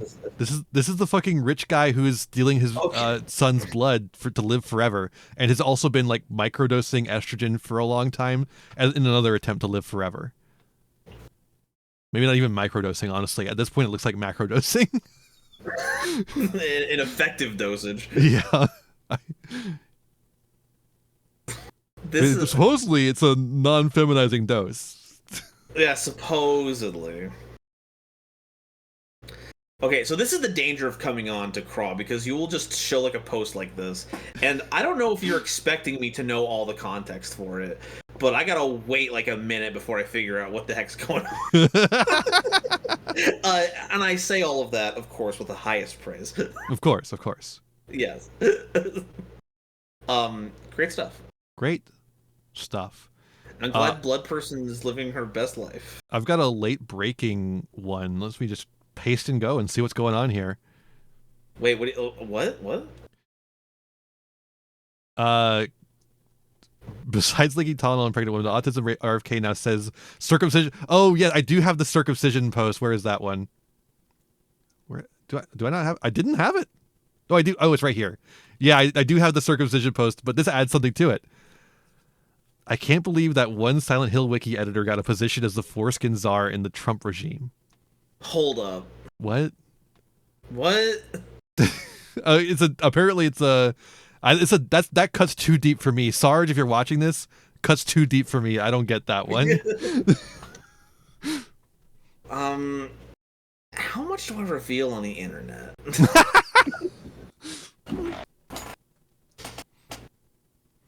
Anyway. Next up. The background on Zoran's Colbert appearance is jaw-droppingly disgusting. A few days before taping, Colbert's producer had a prep call with the candidates and their aides. Sample questions covered basic political topics such as the meaning of democratic socialism. And before the candidates went on stage, the producers appeared in the green room and asked if they wanted to go over a few more questions. Earlier that day, a group of prominent Jewish figures, including Elisha Wiesel, son of Eli Wiesel, had sent a letter to Colbert demanding that he grill Mamdani on his views on Israel. You know, very important for a mayor of New York. Yeah. According to people who... But, you know, Tel Aviv is the New York of America. Tel Aviv... New York is the Tel Aviv of America. New York is the Istanbul of America. New York is the Dublin of America. It's the Islamabad of America, New York. New York is the fucking Middle Earth of America. According to people who were in the room, one of the producers suggested a thumbs up or thumbs down segment. Thumbs up or thumbs down Hamas? Thumbs up or thumbs down a Palestinian state? Mamdani's face dropped. I just couldn't believe what was happening, he told me. That a genocide could be distilled into a late-night game. His aides were incensed. You have the first Muslim candidate for mayor in the history of New York. A senior advisor to Mamdani told one of the producers. You don't want to ask him questions about that? CBS didn't respond for request for comment. In the end, the game didn't happen, but Colbert did ask Mamdani where he believed that Israel had the right to exist. Yes, like all nations, I believe it has a right to exist, he said, and the responsibility of upholding the law, which is the most liberal thing you could expect as far as not acknowledging what's going on with genocide. Yeah, like not acknowledging the history of how Israel came to be. Nations don't have the right to exist. Nations don't have a right to their nation. Yeah, they're not people. They're not people. You know, that's also a very good angle on that one. They are constructs that we create. Like corporations. Like corporations. Crazy. Yeah, no, this is crazy. It's the first ever Muslim candidate just to play a thumbs down game with the fucking genocide. Hey, thumbs up, thumbs down, genocide? A big thumbs down on that one. In fact, do we have some layers to this? Because I think a thumbs down might not encapsulate my entire response here. I'm going to have to give that one 2 thumbs down. Oh, we're getting closer. Just like Roger Ebert appears. That one's not loading for some reason. Uh-oh. Circle button. Oh, the that one just doesn't. Button. That one just doesn't want to. Okay, there. Wait. Hold up. There we go. We're almost to the end, folks. Well, it's reloading again. We're almost to the end, folks. Canada Dry Concord Grape. A grape soda made to taste like the dark purple blue variety of the fruit, mostly associated with grape jelly. Oh, that's interesting. Interesting. I don't know. Maybe. I like grape flavored things. I don't want jam flavored things. But yeah, as I said, we do. Say, I had a 2-liter of Canada Dry in my fridge for the past while or so because we were buying it to get rid of some kind of nausea or something, and that was the old childhood remedy. We didn't crack into it though because we got better. But randomly, I'm like, you know what? I haven't tried ginger ale since I was 12. Drank some of it. Ginger ale kind of fucks. It's actually kind of crazy. One of my extended family used to be, I think, a CEO for Canada Dry at some point. Oh, dang. I never really got the... info on that. It doesn't seem like they were particularly rich or anything. So I don't know if CEO is right. Maybe Well, just like I mean- a head of distribution or something. But I mean, it's Canada Dry. that's true. Yeah. They had like why did old cans used to look like that? because it's What is that tab? That's the pull tab. It just pulls right out, and then you leave it on the beach, and then it cuts one open. Wow, that sucks. Yeah, that's why they got rid of it. That Folks, used to be Come that back used to the 70s. Remember when we mutilated our cans and left the shards on the beach? Wow, I'm feeling nostalgic that's already. nostalgia. That's real nostalgia. Remember drinking the jam-flavored soda? Remember drinking jam flavored soda for 8 years and leaving the tabs in the beach so that you could cut your fucking foot open? God. I do. All right, thank you for your additional time. Next one, please. Yeah, so we already looked at this. Yeah, they're like doing fucking circumcision posting, anti-circumcision posting. Crazy work, dog. What is? The people protesting outside of the White House finally got their way. There's an anti-circumcision candidate in the White House. Have you ever seen those guys? Have you been to DC enough to see the anti-circumcision protesters? I have not heard of anti-circumcision protesters specifically, nor have I been to DC. I am aware that there is a subset of people who are very like extremely anti that. anti-circumcision. Yeah, like that is like their to a whole ridiculous degree. Like there's like, sure, I think it's reasonable to be anti-circumcision, but these people are not reasonable. Yeah. No, like if you, I think every single time I've been to Washington D.C., there has been a group of anti-circumcision protesters outside of the White House or Congress, just like in the lawn there. Every single time. And I can find some common ground with that idea. It's just like, I just don't you know have if I better things to the energy protest go about? protesting that. It's like, yeah. I don't know, man. Oh man, I don't know. All right, I've got one last thing. Are we ready to fucking end this? The Trump administration has ordered FBI employees in Washington, D.C. to immediately search their workstations and digital media for any records pertaining to the disappearance of Amelia Earhart, a law enforcement source told CNN. This is awesome.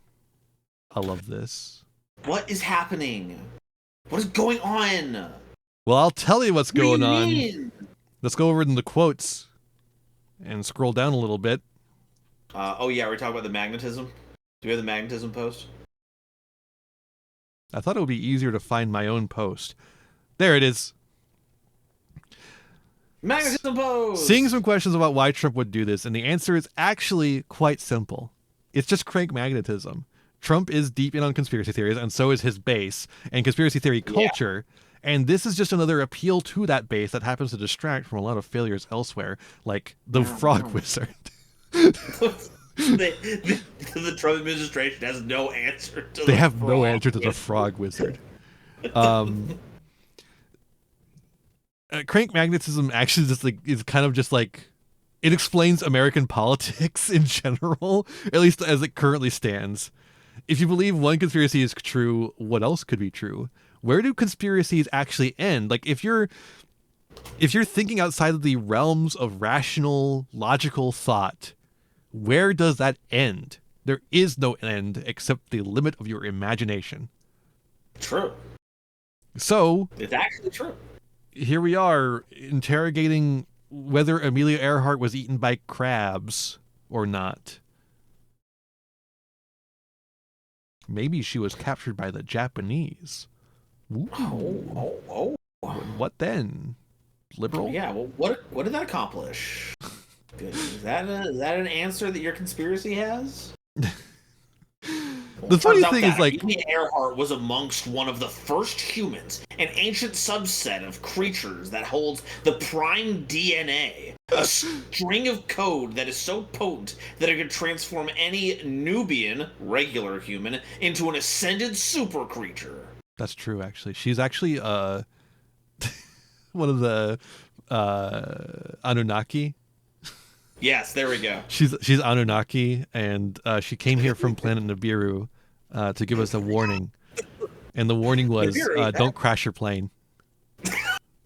Listen to your own advice. How about that, huh? Well, that was the warning she gave. She crashed her plane, and then so that was an example. So she exactly. She absolved us of all of our plane crashes. Yeah, she's kind of like a Jesus figure. DEI died for your sins. Didn't work out. But the thing is, like, everyone's wondering where Amelia Earhart went, and the one thing I gotta wonder is, like, how did we not find her? Because, like, jet fuel can't melt human bones. Bad. Terrible. Just so much setup for a bad joke is awesome. Oh, we do love our tortured setups for sure. And that's Craw. That's what was stuck in my craw this week. Folks, where we go we go all in on bullshit conspiracy theories. Things that make you go, Things that make you go, when's that next Q drop happening? Hey, is there any Q drop on Amelia Earhart? You got a Q drop on that?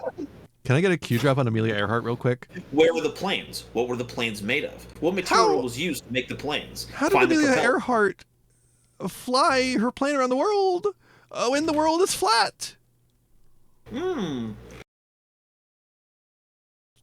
Take that, I think the end of this section is now just becoming the greatest hits of Daniels. As a lot of my videos are. My videos are essentially runoff from MBT, Danielson, and Hazel, just mixing together in a slurry. I was so glad. Once again, our minds meet in the slurry zone. I love that term. It's perfect. Yeah, and you're gonna find it in Homestuck when you read it. Ah, that's me when I read Homestuck. Ah. Every 5 pages or so, just to let everyone know that I understand. My butt's too big for the Homestuck. Ah, that's me when I'm running the Homestuck.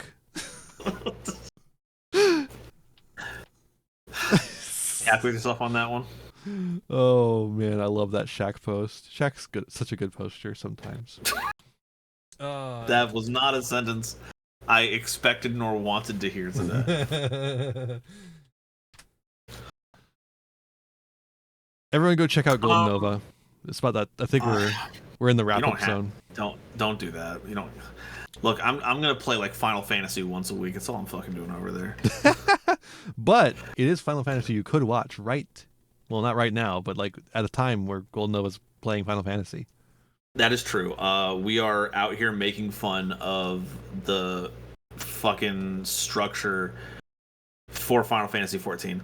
It is very funny that it falls into another one of those tropes of, no, trust me, after 40 hours, this game rules. Except it's an MMO, so it's actually 120 hours. Yeah. That's why every time I've tried to play Final Fantasy VII on stream as a collab thing, it just dies really quickly. Wah, wah. RPGs are so hard to be like co-op stuff to play because stuff is always happening constantly story-wise. And, yeah. You know, if you just talk over, then you're not paying attention to that. Yeah. Then you're not talking. And then, of course, the gameplay is just kind of the gameplay. The gameplay is the gameplay. Final Fantasy VII gameplay is, it's there. Final Fantasy VII's materia system is really cool. Wait, did I say 7? I meant 14. Unfortunately... Sorry. Double that. Well, I'm gonna make my point anyway. Go ahead. Final Fantasy VII's materia system was revolutionary and really cool, but I think it's funny to note that that's where the gameplay is. I don't think that any actual decisions are made during combat that haven't already been made in materia menu that have decided how the battle will go.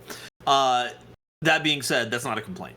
Meanwhile, in 4... ability manager is good. In 4, the combat is all in the decisions you make. because you keep losing your party members. It's all a puzzle, just like, okay, so with these party members and this enemy, I've got to do this and this to do it. On the fly strategizing. It kind of seems like the perfect gameplay metric to me for your RPG.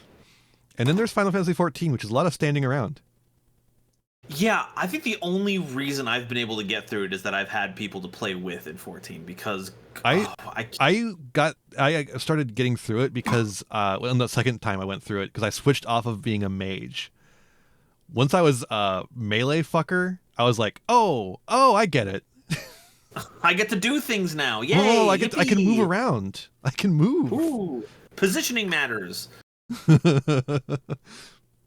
God, that was like, I didn't have any fun with any fights until there was like the first boss that had like the arena specific attacks. So you had to like care about that stuff, and that was kind of fun. Yeah, it's strange. I don't understand how it's been able to develop such a devoted rabid community even. But say la vie.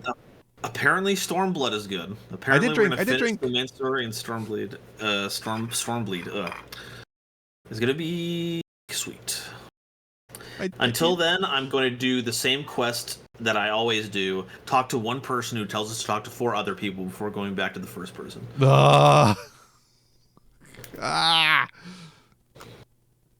Yeah. I love my world showcase. Don't forget to go and kill 50 rats for the Crushbone belts. Man, I wish Final Fantasy XIV would go tell me to go kill more things. That's at least engaging in the mechanics of a role-playing game vis-a-vis the wargaming part.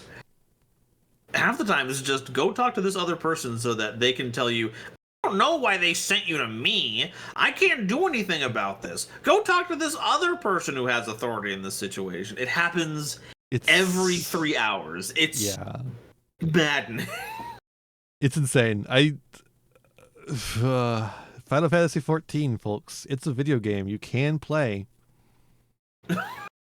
for free. For free demo. If you want to play online, free Final Fantasy demo 14 demo free. Yeah, that's the copy pasta. I remember people say that exact thing. Yeah, when they want to have the funny. Exactly that. free demo free. I like the time in the stream when Ian turned into a cluster of tiny birds. Oh, Boise. Oh, okay. Did your friend drink too? Yeah, I drink to forget my problems. Thanks, kitten. Oh, OBS is dying, so let's get out of here. Oh, okay. See you later. Goes. Bye. I love when OBS just decides to die for no reason. OBS. Real OBS shit. Let's get someone to raid.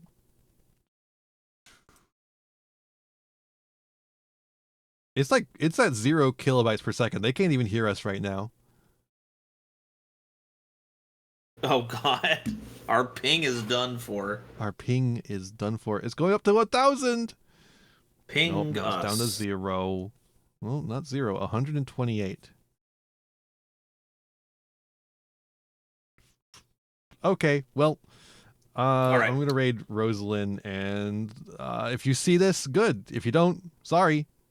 You'll see it in the VOD. Bye. Bye, everyone. When you get over there, be kind of courteous. I don't need to say all that because you're not here. Be kind to yourself, be kind to others. Have a nice rest of your day. Bye. Bye. Don't forget free trial. Bye. I'm gonna be evil. Do the exact opposite of what Ian did. No. Be not kind to yourself. Be your most strict critic. No, you have to reflect. Self-care is so important, and that's why you got to try out the free Final Fantasy trial. Yeah, that's what I would call Final Fantasy XIV self-care. Yeah. Wait, no. What's the opposite of care? Bad. Harm. Self-harm. me when I pog when I see self-harm. All right, I'm out of here. Waffles. Waffles. Waffles. Bye.